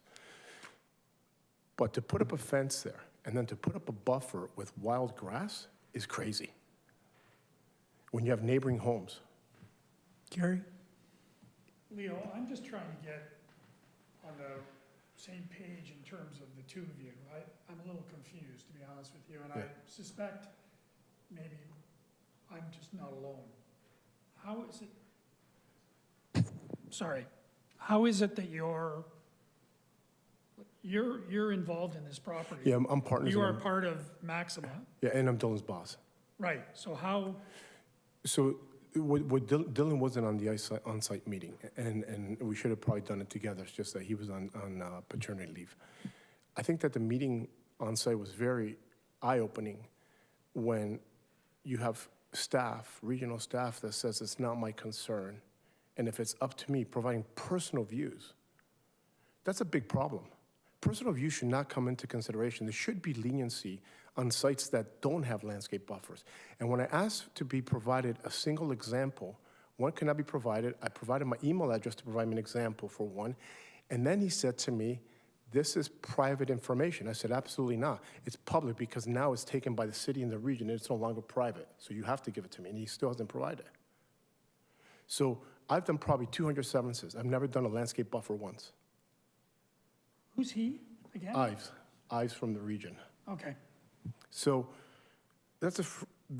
so I want to eliminate the fence, eliminate the landscape buffer. I think it does not make sense. I think it impacts the neighboring properties. I think it's a waste of money. I think it's a waste of use.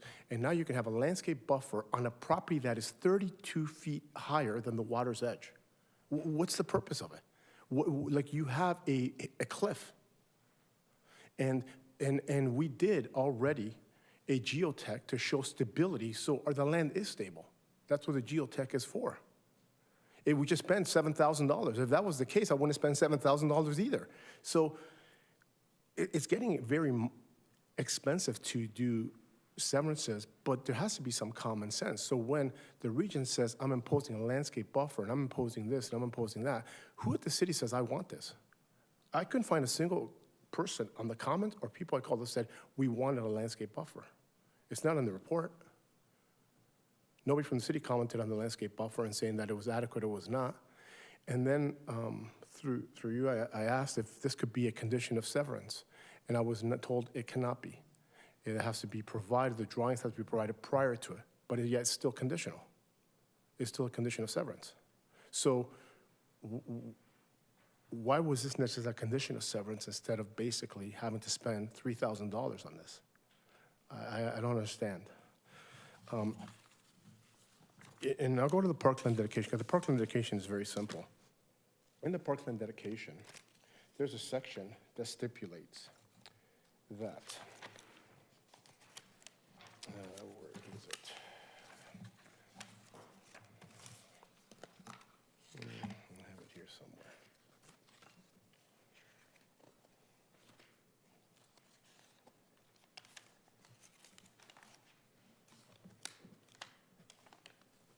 And it's about the parkland dedication that lands are generally not used in conveyance or as a, when lands are expropriated, they're not used as conveyance or towards parkland dedication.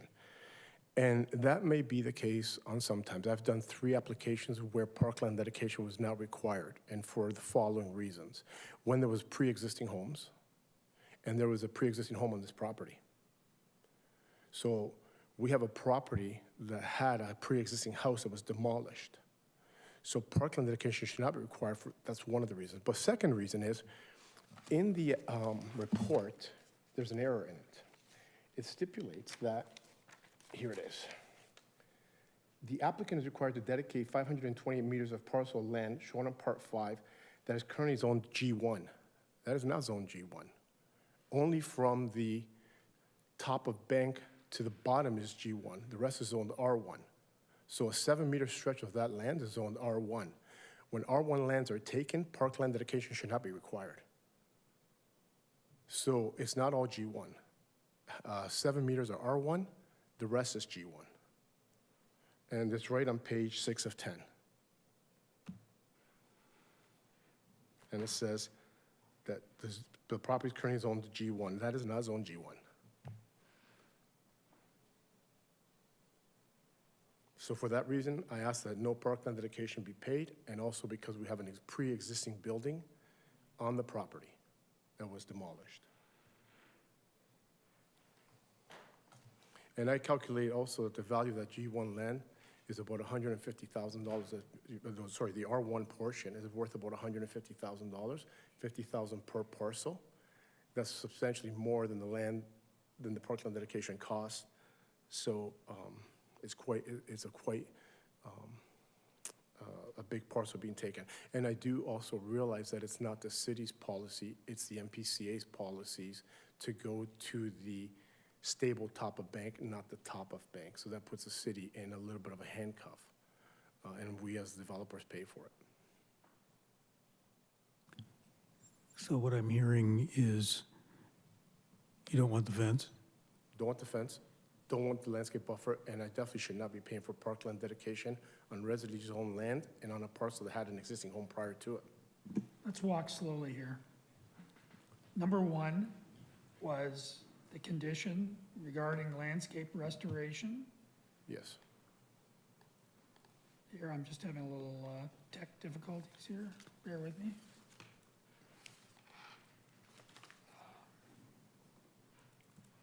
The fence was contained in what? 2? Oh. Dylan, you mentioned what number it was? Through the vice chair, the fence is included in the landscape buffer, so essentially just removing the landscape buffer and the associated fence. But the landscape buffer was a requirement from the region, but the fence is from parks, community The parks. landscape restoration is number 1. Where is the fence erection?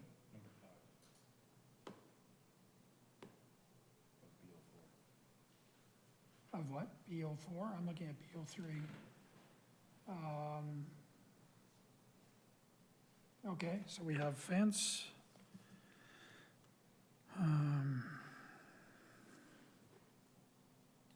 Through you to planning, could you speak about the obligation with respect to parkland dedication and the creation of lots? Please and thank you. Through the chair, yes, so I'll speak first to Mr. DeFabio, referring to the fact that there was an existing house on the property, and expecting that that would mean parkland wouldn't be paid in this case. Typically, in those instances where parkland doesn't have to be paid because of previous development, it's because part of that development included a payment of parkland dedication. The construction of this house and the creation of this existing lot did not include the payment of parkland dedication. It predated it. So now the development of the lot does require parkland. So parkland conveyance in the form of land or in cash in lieu. And in this case, it is cash in lieu. And that is a standard requirement of development, and that continues to apply here. The conveyance of the natural lands is separate and a separate policy, so that doesn't connect with the parkland dedication. Are there any other specific questions, or is that helpful in answering your question? Thank you. Feel free to weigh in on any of the other issues that were brought up, either by either of the two proponents, please. Okay, through the chair, I will touch on what Madeline was speaking to about the fence, just that it is, and that you brought up as well, that the fence does run along the future property line between city property and the residential properties. It is required as a standard here on these types of conveyances to avoid encroachments from those residential users into the city land, particularly in cases here where that sort of manicured grass already exists. Part of the concern of the proponent was that it would look like it was running through the middle of yards, and our concern is that if it's not there, people will assume their yard does extend further than it actually does, and those encroachments will happen. And in an issue where the stable top of slope is the area that we are concerned with, we don't want that erosion and that instability in the slope getting worse because of users encroaching on it. So that is the concern with the slope and the reason for why we take the land dedication from where we do. There was probably a bit of a mistype in the report when we referred to where the G1 boundary actually lies, but the actual extent of the land to be taken should be from that stable top of slope regardless of the underlying zoning, so I'll clear that up. And the fence itself is a pretty standard height for many fences between lots, and fences at the back of lots. 6 feet is a very common height. And in this case, it is a vinyl chain link fence that you are able to see through, the idea being that we're not visually blocking the actual views from these houses, but there would actually be that delineation between the city property and private property. And that there isn't that encroachment, but that easement that's being provided does allow the city to go back and actually take care of the land if necessary. I don't know about the gate. Unfortunately, I don't know why you would have been told there was no gate, because our condition does include the need for a gate, because the purpose of the easement is maintenance. So the idea would be there would be one man gate at the end of that easement to allow city employees through. And as well, the requirement did come from the region. The city would maintain it. The city has not specifically asked for it, but that's because it's the mandate of the region to look at these types of environmental areas, these natural areas and features, and provide that review. They have reviewed the plan. They have accepted the plan. As long as it is implemented, they support the severance if this plan is implemented. So we have made that a condition of the severance. And yes, the city accepts that it would then be on the city's land. If there are any other questions, we're happy to take them. I think for edification purposes, I recall that we dealt a number of years ago with some severances on Martindale Road. I think Frank Bracken was the applicant, and I do believe, though I could stand to be corrected, because it was a while ago, that there was a chain link fence as a condition. And That is correct. That Pardon? is correct. Yeah, And it is there. Pardon? And it is there. Yeah, and there was a taking of lands as well. So there is I think, again, I'm not going to say that you use the word precedent, but there are examples that do exist along Martindale Pond. Again, that's just for an FYI, because we know that not every application, no applications are the same, so. May I ask? I'm aware of Frank's property. There is no landscape buffer on Frank's property. There's also the issue that on this property, both neighbors have access to that land. Just because it's city land, it does not make it inaccessible by the public. No different than our site on Workdale, where we're doing 18 single-family homes and we're given 10 acres of land. It's going to be used by the public as well. So it only prohibits, technically, the 3 owners of this property. It doesn't prohibit neighbors from going onto that land because they have access to it. So, again, parkland dedication was not required on my site on Facer Street that I did, and that was in 1928, and there was no parkland dedication paid there. Why? Sorry? Thank you. And we did that 38 units, and no parkland dedication was required because there was existing units on the property. Also, there was no parkland dedication paid on my site where my parents live right now on Evergreen Common. There was no park, so I've done quite a few. And specifically, when you take R2 valuable land, it goes against the act because you're removing value from the property. We're already being penalized by taking 23 meters of $150,000 worth of value, and on top of it saying, well, we're gonna pay us parkland dedication even more. So I do have a little bit of an issue with that, and I have a huge issue with the landscape buffer. I don't know of a single site that has a landscape buffer on a consent. Now, I agree with landscape buffers when you do a plan of subdivision. This is not a plan of subdivision. Well, Leo, I think we've heard your points. Thank you. Just point of clarification, I wasn't intending to get into a sword fight, nor was I intending to revisit the history. I was just saying an FYI. Yeah, thank you.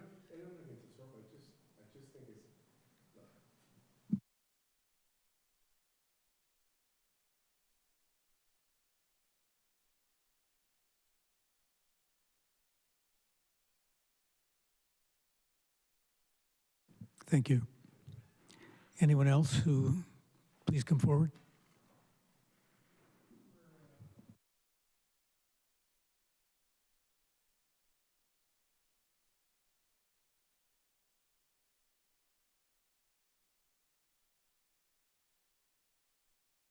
Do we have your name and address, please? My name is Carly Prue. I'm currently residing at 115 Main Street. It is a duplex there, so I'm currently at Part 4. I just had a few questions because I currently have a driveway at Part 1 in your design plan here. So now in Part 4, we have the reduction of land, which is at a huge loss for me, obviously, but it's out of my hands. But I am concerned about the parking because it is a duplex and we have a front owner. He is currently using the driveway in your proposed driveway in Part 4. So I'm not sure what the plan is. There is 3 vehicles that are on this property currently. Just wondering how you're gonna fit us in. Through the vice chair. Because of the reduction of land, retaining the existing home as a duplex would exceed the permitted density. So we actually won't be able to retain it as a duplex, which is super unfortunate. We'll have to convert to a single family and it will no longer operate as a duplex. When is the plan for this? Upon the verdict of this hearing. Okay, so at this hearing, you guys are gonna decide that I no longer have a residence in that home.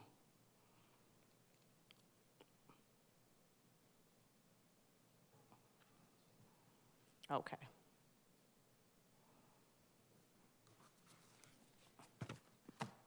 Thank you. Thank you. Anyone else?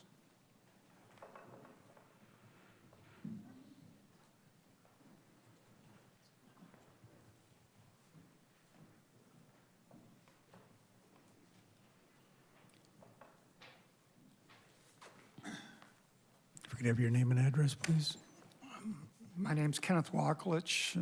I reside at 128 Main, the owner of that property. I have a number of questions that I'd like to ask. And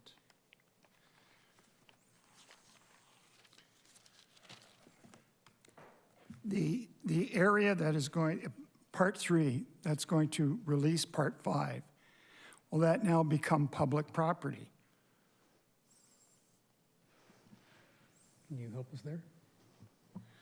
Through the chair, it will belong to the city and be public in that sense. It may not be open to the public at this time, but the idea may be in the future that when a corridor is created, there could be the opportunity. However, there is also a slope there of what I understand is significant grade, so it's also for the protection of that land. So I can't say whether or not this will become publicly available land. Okay. Second question is, on the proposal that I was provided, the side elevations have to be incorrect. So I'd like to see some correction to those for ID 5 and ID 6. I don't understand why they would be incorrect, but they are, knowing what I know about sketches and drawings. The third thing is that Can we deal with the second one? I don't understand your question. Given that these are professionals who have put this together, I'd be somewhat surprised to hear that they're... They're not in proximity. If I go to this side elevation and I try to determine that from that side, it's impossible. The same thing with the other one. Through the vice chair, I can answer that. So these are architectural drawings. I also included designs from a designer. Some may be conceptual. I'm not 100% sure which one you're looking at. Okay, I'll but show- we will be coordinating with an architect to ensure that all Ontario Building Code elevations, et cetera, Okay. conform to the requirements. And as I understand it, it was not a requirement.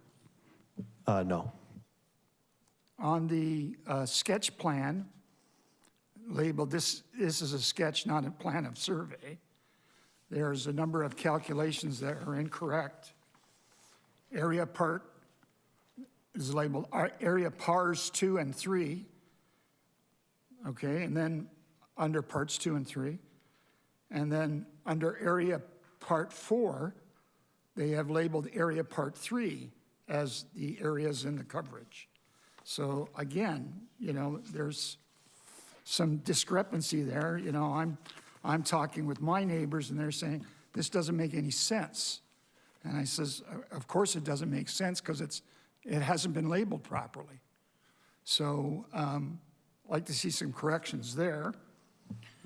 Through the vice chair, if I may, I coordinate with a licensed surveyor. I will trust that their calculations reflect accurately, and upon completion or verdict of this hearing, when it comes time to reference plan and registration with Land Registry of Ontario, we'll ensure that everything is 100% legally and geographically. Okay. And understanding that the size of the lots, as if, for instance, the square meters are determined by the application as well. But that doesn't preclude the fact that it's improperly labeled. Is that correct? I couldn't tell you. Well, I can show you that it's improperly labeled. I can tell you that the lot areas for the three properties are to be 251.3 square meters, 233.7 square meters, and 220.9 square meters. That's correct. Fine. That's correct. And that's what the application, should it be approved, will be approving. Okay, but the lot coverage table on the sketch is incorrect. So That could be. one has to wonder, Do you want to tell me whether that matters? Please. Through the vice chair, we're concerned with the sketch itself, showing the lot areas. The lot coverage table is kind of a zoning comparison to kind of show what's there. Yes, there is a couple typos there on the side, but as you can see, part 1 is 220 square meter, 0.9 square meters, part 2 and 3 respectively will equal 233.7 square meters. And then part 4 will be 251.3 square meters, and that's also what the variances are requesting. okay. The last question is, since I didn't see anybody here from Port Dalhousie Heritage, I wondered why there, on your presentation, you didn't do a mock-up of part 4 that would coincide with the other 2 units to make it look visually acceptable to, you know, those people that live on Main Street. You know, a lot of it has to do with the heritage look. The two units, okay? The 2 units look like a townhouse, say, out of Philadelphia or New York, which would blend in nicely with in Port Dalhousie, but the other one stands out like a sore thumb. All it needs is a new facade. Well, I think at this point, the applicant has said that they have the heritage certificate, so that is all that's required, is my understanding. Is that correct? Yes, that is correct. Thank you. Did you have to wish to say something? Through the vice chair, part 4 is the existing structure. Yes, that's correct. So when the time comes to renovate, we will have to provide plans, and yes, the goal is to beautify it and make it right. Right now, it looks not great. Okay. The last question is with regards to the fact that if it's an area that's public accessible, there'll be a number of people that would be watching the Henley Regatta from that area, okay, on a regular basis. So I put that forward because, you know, you have the World Championships coming this year, and there would be the tendency of people to want to access that public area just to watch races, okay? And it happens all the time. I've been connected with rowing for over 45 years. And there's a number of residences that have viewing parties from their backyards. And if this becomes a public area, that will become a viewing area for the regatta. Thank you. So just to clarify, that's an FYI, basically? Well, I'm saying that, you know, in terms of all the other properties that are along Martindale Pond, they have viewing parties all the time during the major regattas. And if suddenly there's an area that's been designated, that area is going to become, you know, let's collect there, you know. People will bring their lawn chairs, et cetera, et cetera. And it will, more than likely, take a beating during the regatta time. Thank you. Okay. Anyone else who wish to speak?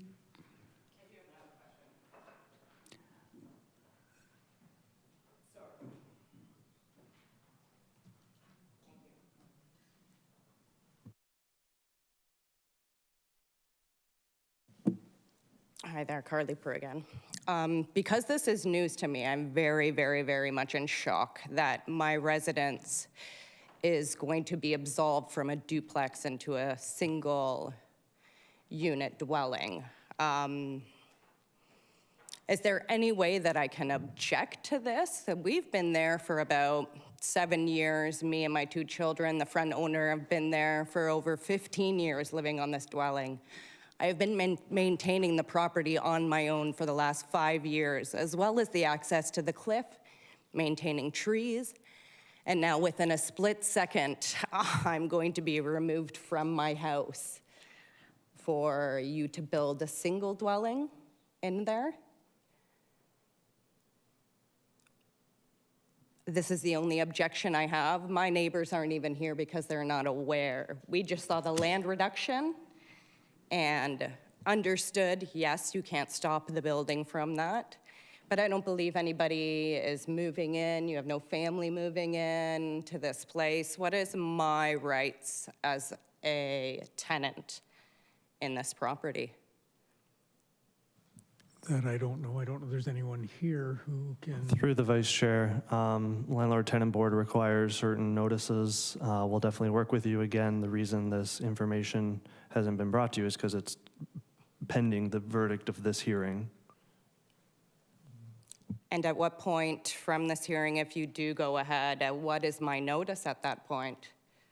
Through the vice chair, it's through the landlord-tenant board. They stipulate everything, so I'll make sure property management reaches out to you to provide that information to you. Okay, well, between the current tenant and myself, I know we fully object to this building into a single-family unit when we've been there taking care of the property, maintaining everything. I maintain everything on that property alone. It is my life. So I fully object to this. Thank you. I understand, thank you. Anyone else?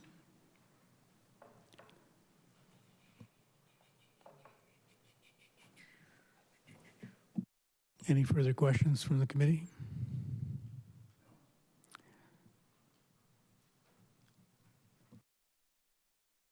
We have 3 requests for change in condition. Can we have a motion as to where we go from here?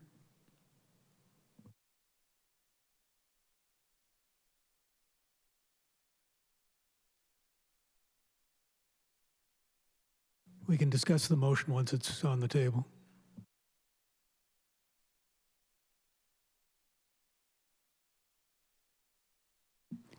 For clarity, it's the request to eliminate condition 1 from B03, which is a landscape restoration. The request to eliminate number 6 as well in B03 for cash in lieu. And similarly on B04, number 1, number 5 for the fence, and number 7 for the cash in lieu. I just didn't really get a clear sense. I mean, there's other committee members here that have more history on the precedence of those kind of things. So is the idea if we put a motion to the floor, we can debate it and amend it as we go? We could. In my mind, all 3 of those things should remain. I don't know how other people feel. We could have that discussion now if you'd prefer. Mm-hmm. I think largely what transpires, obviously, is there are issues that we, as a group, aren't expected to have a firm grasp of legislation as it applies to parkland dedication, et cetera. So we often rely on the input from planning. We don't have engineering at the meeting, so sometimes that presents a bit of a problem in terms of asking planning to input about planning decisions. But yes, as far as I'm concerned, I don't think we have, maybe I should back up. I don't believe I have enough evidence to run counter to the parkland dedication, the landscape buffer, or the fence issues. So I'm of the same mind that I would support the way the report is written, for lack of anything substantial countering the opposite way. Okay, and then from the discussion, I had an issue with one condition, but it wasn't brought up as a concern, so I'm not going to be concerned with that. So I'm prepared to put forth a motion.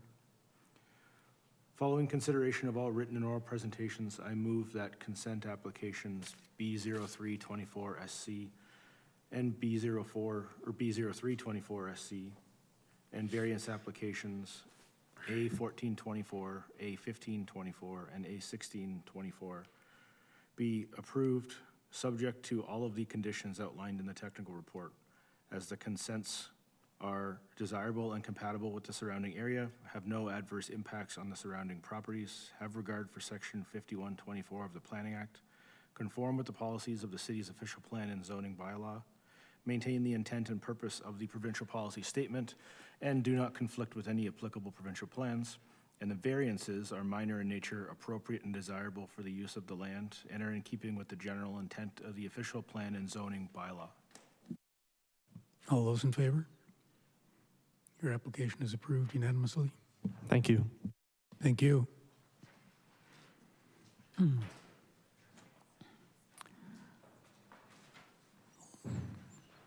Last but not least, we have 30 Division Street. And the application is requesting a partial discharge of mortgage for 30 Division Street in support of the previously approved consent. So the owner and agent are not here today, but they are aware of the request for the partial discharge of mortgage as they applied for it initially. Can we go forward without her? It's up to the committee. Guys? It was approved at a previous meeting and they had applied for it. So I don't have any comments to say, but It was part of the August 2023? Yes. And then why it didn't get put in? I no idea. You I know, weren't here. I wasn't here. Anybody here? Do you have any idea what? I was not the planner at the time. Okay. Then let's just do it. Okay, so the application for 30 Division Street is requesting a partial discharge of mortgage. The agent, neither the agent nor the owner are present, and apparently it is merely fixing something from an August 2023 application. There was a partial discharge there too, I believe. That was for a variance amendment for Valley Road and this. So my proposal would be that we go forward even though they aren't here, given that it's correcting what got some oversight from August. Could I have a motion there too? Did you want to speak to that? I just wonder if somebody's not here to speak of it, and there's a condition, and it hasn't been answered, why isn't it just being deferred? Why are you approving it? It was an oversight in the paperwork. Could I have a motion?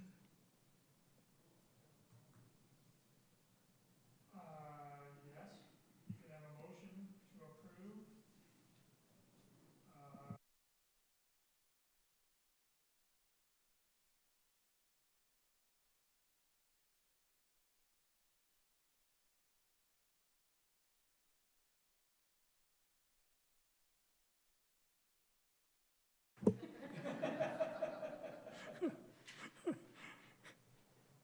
Did you? Oh, okay. And the report. Following consideration of all written and oral presentations, I move the consent B2523 SC as presented in the notice of hearing be approved as it is desirable and compatible with the surrounding area, has no adverse impacts on the surrounding properties, have regard for Section 5124 of the Planning Act, conform with the policies of the city's official plan and zoning bylaw, maintain the intent and purpose of the provincial policy statement, and do not conflict with any applicable provincial plans. Just so we're not here again in the future, could I add that, subject to the conditions outlined, which is that the owner fulfill all the conditions outlined in the notice of decision for the consent issued on August 17th? Thank you.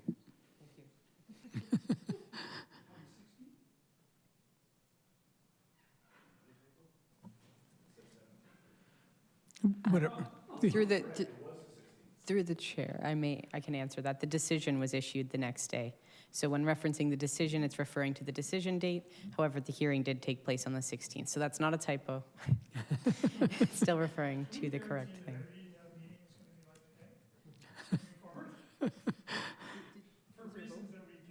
You know, can we, all those in favor?